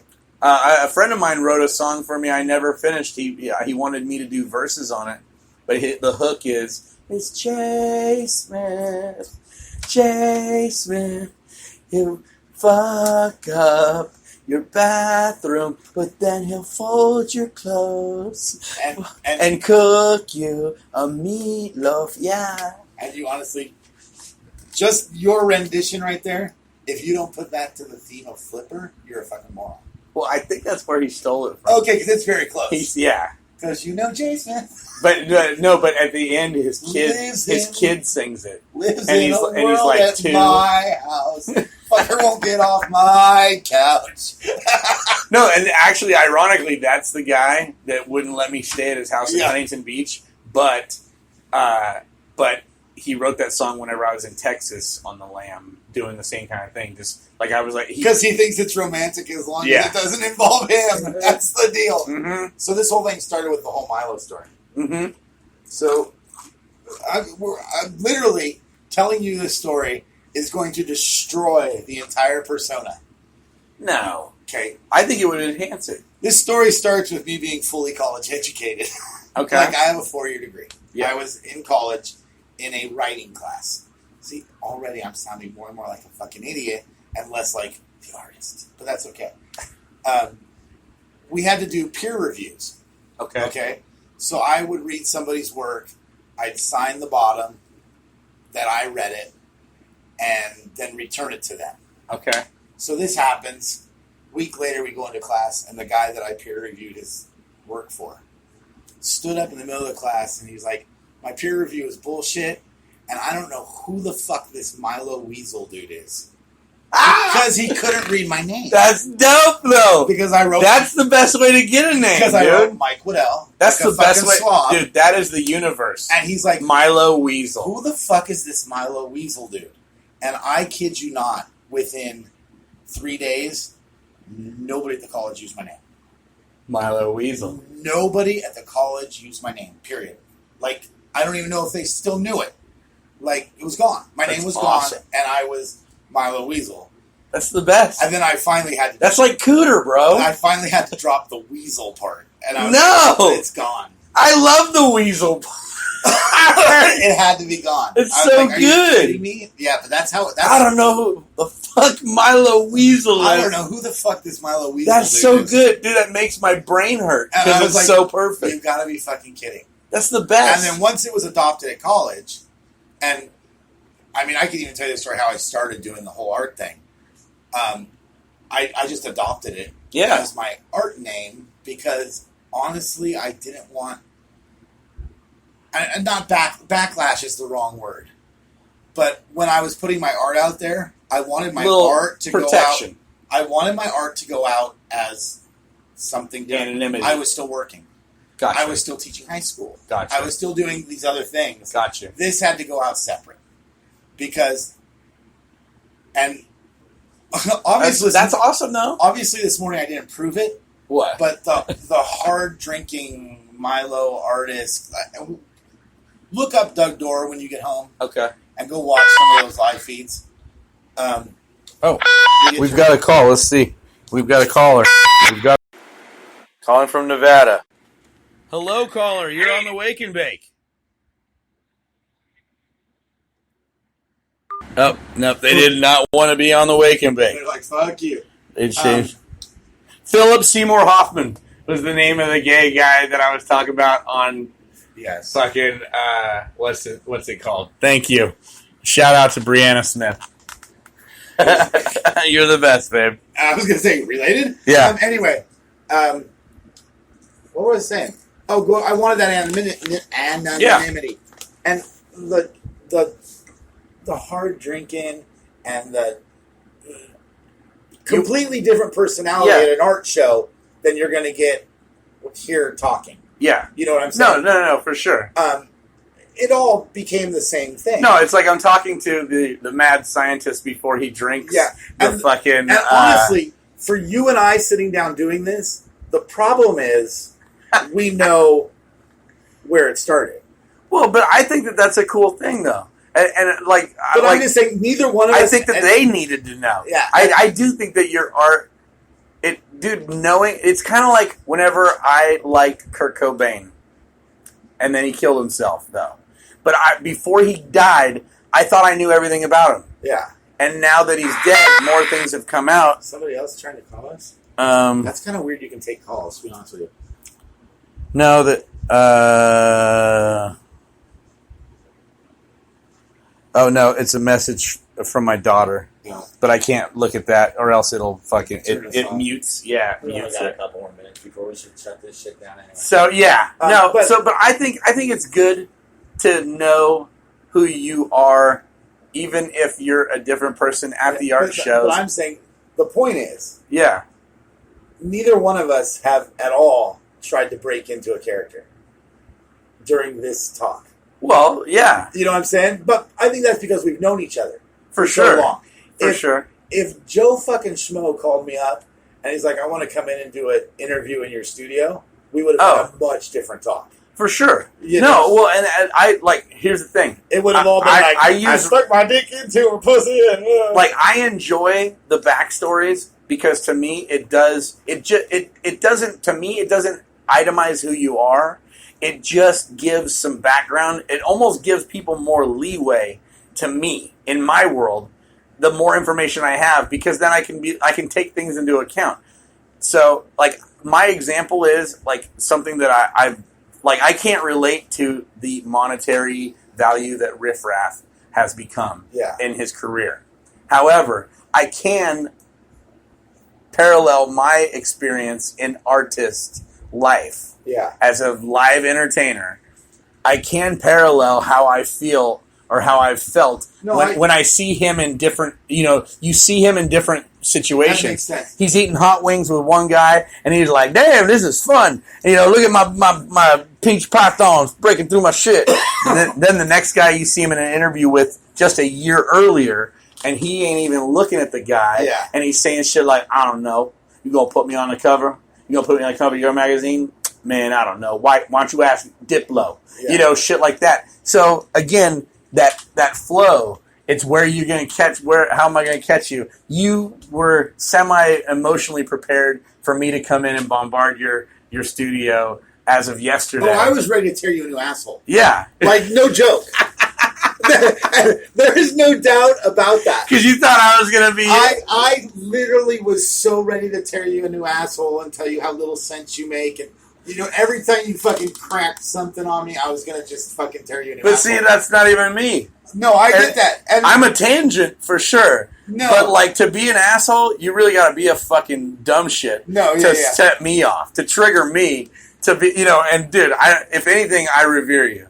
So, like, there's no way that I would That's be. fucking retarded. No, I do. Like, let me tell everybody right now the joke that fucking Milo God. said, and it rings in my Don't mind. even- No, I have to tell it because it's one of those things that it's fucking. I don't understand how you can hold on to that thing for 'Cause 30 it's a fucking zinger. years. Because it's kind of like, what's that fucking shit that they do, like the Directors Guild, where they do the breakdown of a scene, and it's the like. Go to actor studio. No, What are you talking about? yeah. Like, there's a thing. It's basically like the breakdown and understanding of a scene, and the director comes in and tells you why he did that lighting and whatever. So it's kind of the same way as I've gotten to kind of get up to speed with who but you are I don't now. want you to tell this story and blame your career on No. me.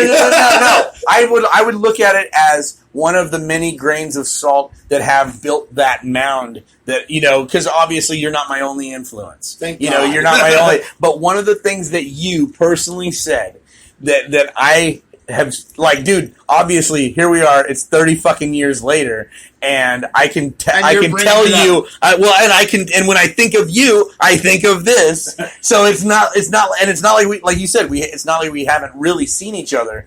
But like We haven't sat down for I 3 haven't hours really before. been able to sit down with you for 3 hours, bullshit, get to catch up, give you some of my backup, and then also Well, and that's the thing. tell for me that's you fucking rad. where your comedy influence Just has. the 20 minutes you did on living situations and what you're doing makes what you do online makes so much more sense.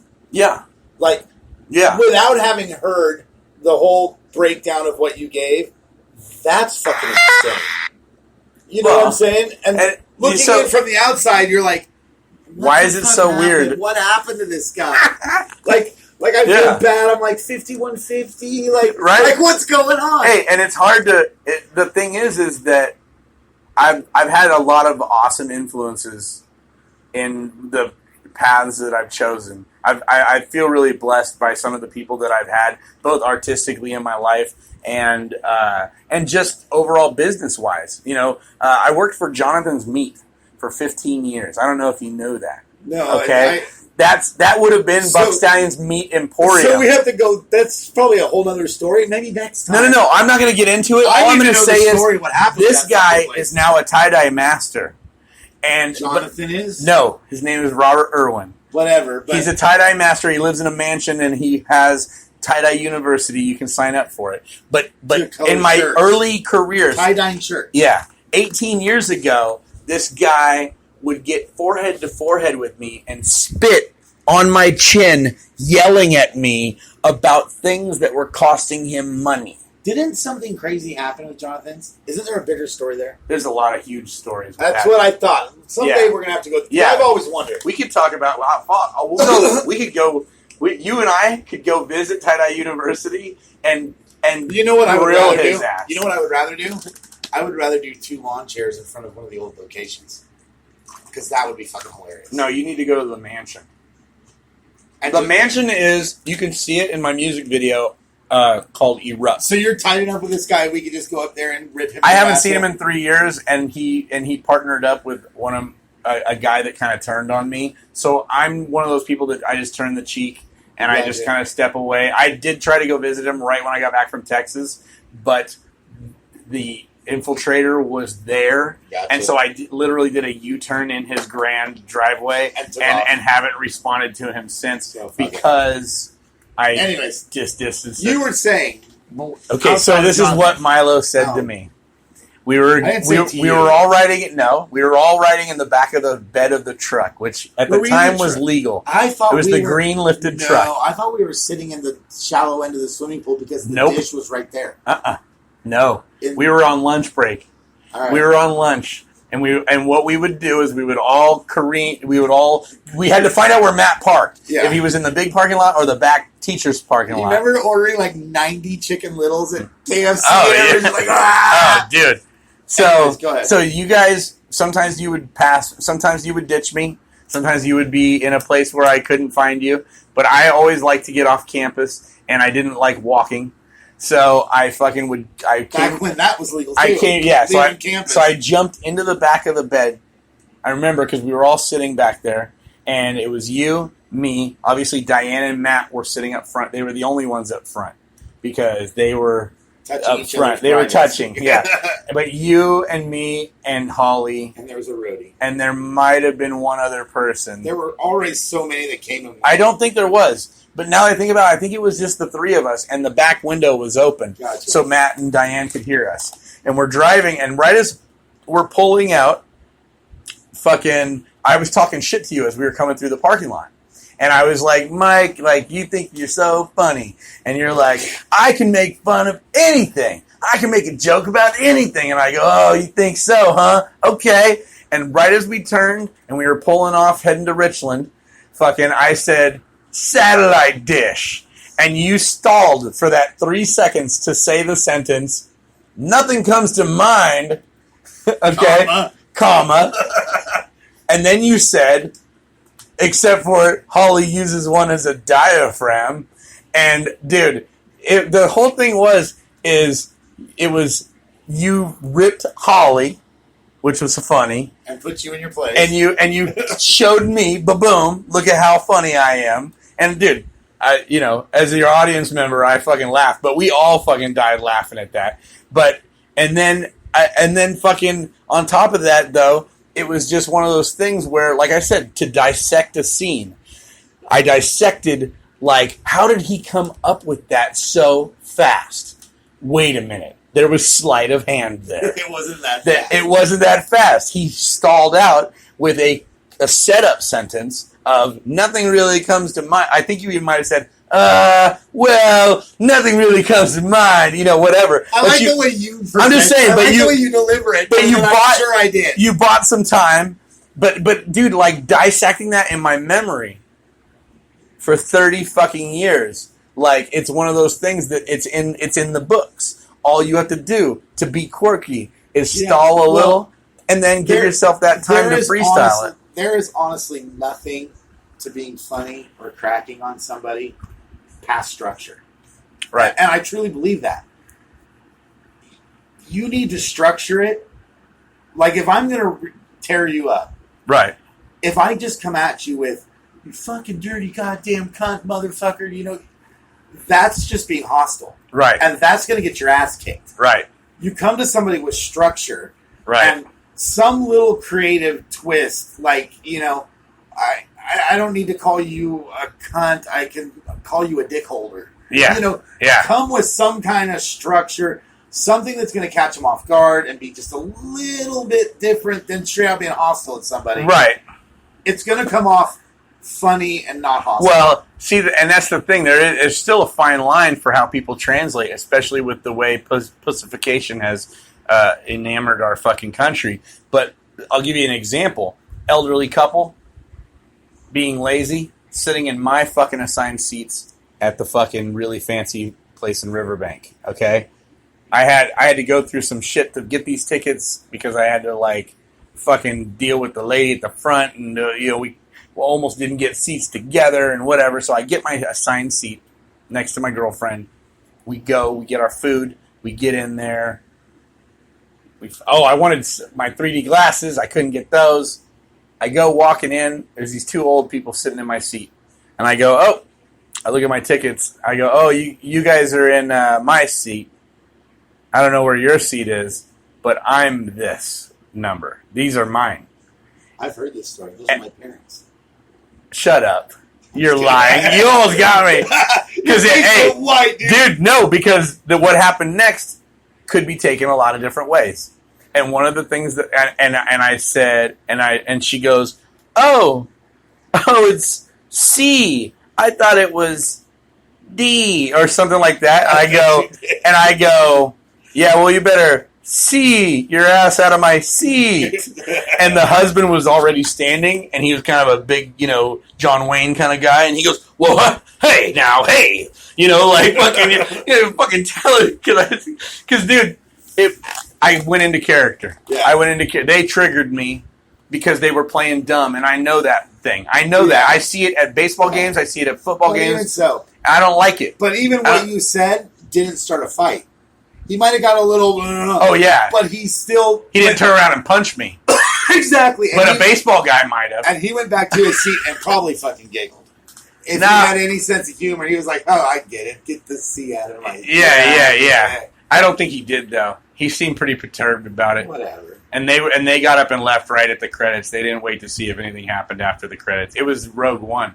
Oh. So that's why it was such a big deal for me. And I went straight into fucking Archie Bunker. Fucking, yeah, well, I don't give a shit. Get your black ass out of my chair. But they weren't black. They were white. That's why. They were my parents. They were your parents. Yeah. No, but and that's the thing, too, is like, yeah, it was. I have to admit, I was even a little bit over the top than normal to an old lady. But that's what I'm saying. I would have said that easily to an old man. Yeah. But the old lady set it up, so I had to say it, to her, and my blood pressure was going because they were in my fucking seat, and I really was mad about it. Star Wars, yeah, bitch. And it was fucking Rogue One, motherfucker. I can't get my dude. They had the collector glasses on display, repeating while I was waiting for my popcorn and shit. Yeah. And so I said, you know what? How much are those? They're all $10. Oh, but you have to get them at the fucking front desk. Oh, okay, I'm gonna go get some of those. So I go, and nobody was there. So then I'm like, you know what? I don't really care if I have them for the movie. I'm gonna get them after the movie. And after the movie, I went, and they didn't have them in stock. They're like, no, we sold out of those like the first day. I'm like, how about taking the ad off the fucking wall then? You know what I mean? Because you're going to have people asking you over and over again until you quit promoting them. Yeah. So, but I mean, I hate that. I think that's the point. It makes me mad. Other than your fucking obvious attitude issue. Yeah. There's just that fine line. Yeah. And I think, I'm sure even in your shows, there's still a line. You can say there isn't a line, and you're going to say whatever you want to these fucking snowflakes. Yeah. But if you come at them hostily, it's going to be a different outcome. I was going to tell you, one of the things that I said, I was angry from driving from LA to Fresno, and I said, what are you guys mad? San Francisco didn't make it to the Super Bowl. And it turned out they were a bunch of gay people at this table celebrating a 21st birthday, which is the worst thing to bring to my show. Yeah. I hate those.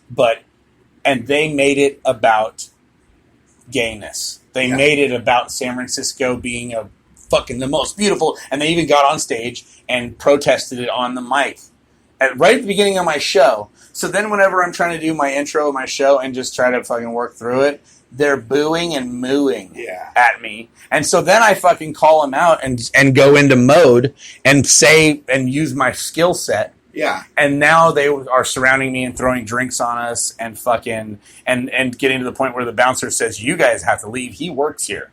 Fuck you guys. We paid for him to be here. You guys have been here since 5. So at that point, there's nothing you can do about it. No, but that was one of those violent situations where the bar ended up not getting its lease renewed because of all the shit that stirred up. Because because they got BMI involved.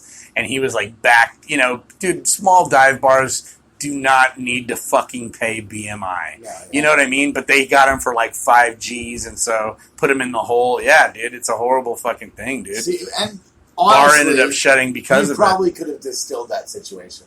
No, and that's what the owner said. He's like, dude, I've seen you go so many ways, and you could have you could have done something, but it was like they just pushed you too far, too soon. Yeah. You know what I mean? They like, I was willing to be... And we all get to the point where the word skill set that you use, we'll just go ahead and use that. Yeah. That goes out the window. Yeah. That it's no longer going to apply, and I'm going to call you whatever. I'm fucking mad. Yeah. And you're going to lose. But honestly, if you had taken that situation and just gone, you're right, San Francisco is the most beautiful city in the world. No, they thought I was from LA. And I'm like, I'm just doing this show in between going back home to Modesto. I'm pretty much from here. I perform here every Sunday. Yeah. Like, you know what I mean? Like, this is my fucking home, too. And they were just like, fuck you. Like, it was already to the point of no return. So because I said, are you mad San Francisco didn't make it to the... What was I going to say? Fucking the Raiders? But how is that even something that would piss them off is what I don't get. Well... Okay, there is another story. No, and you can see this video. You can see the intro online. I have the ghost of Fred Rogers.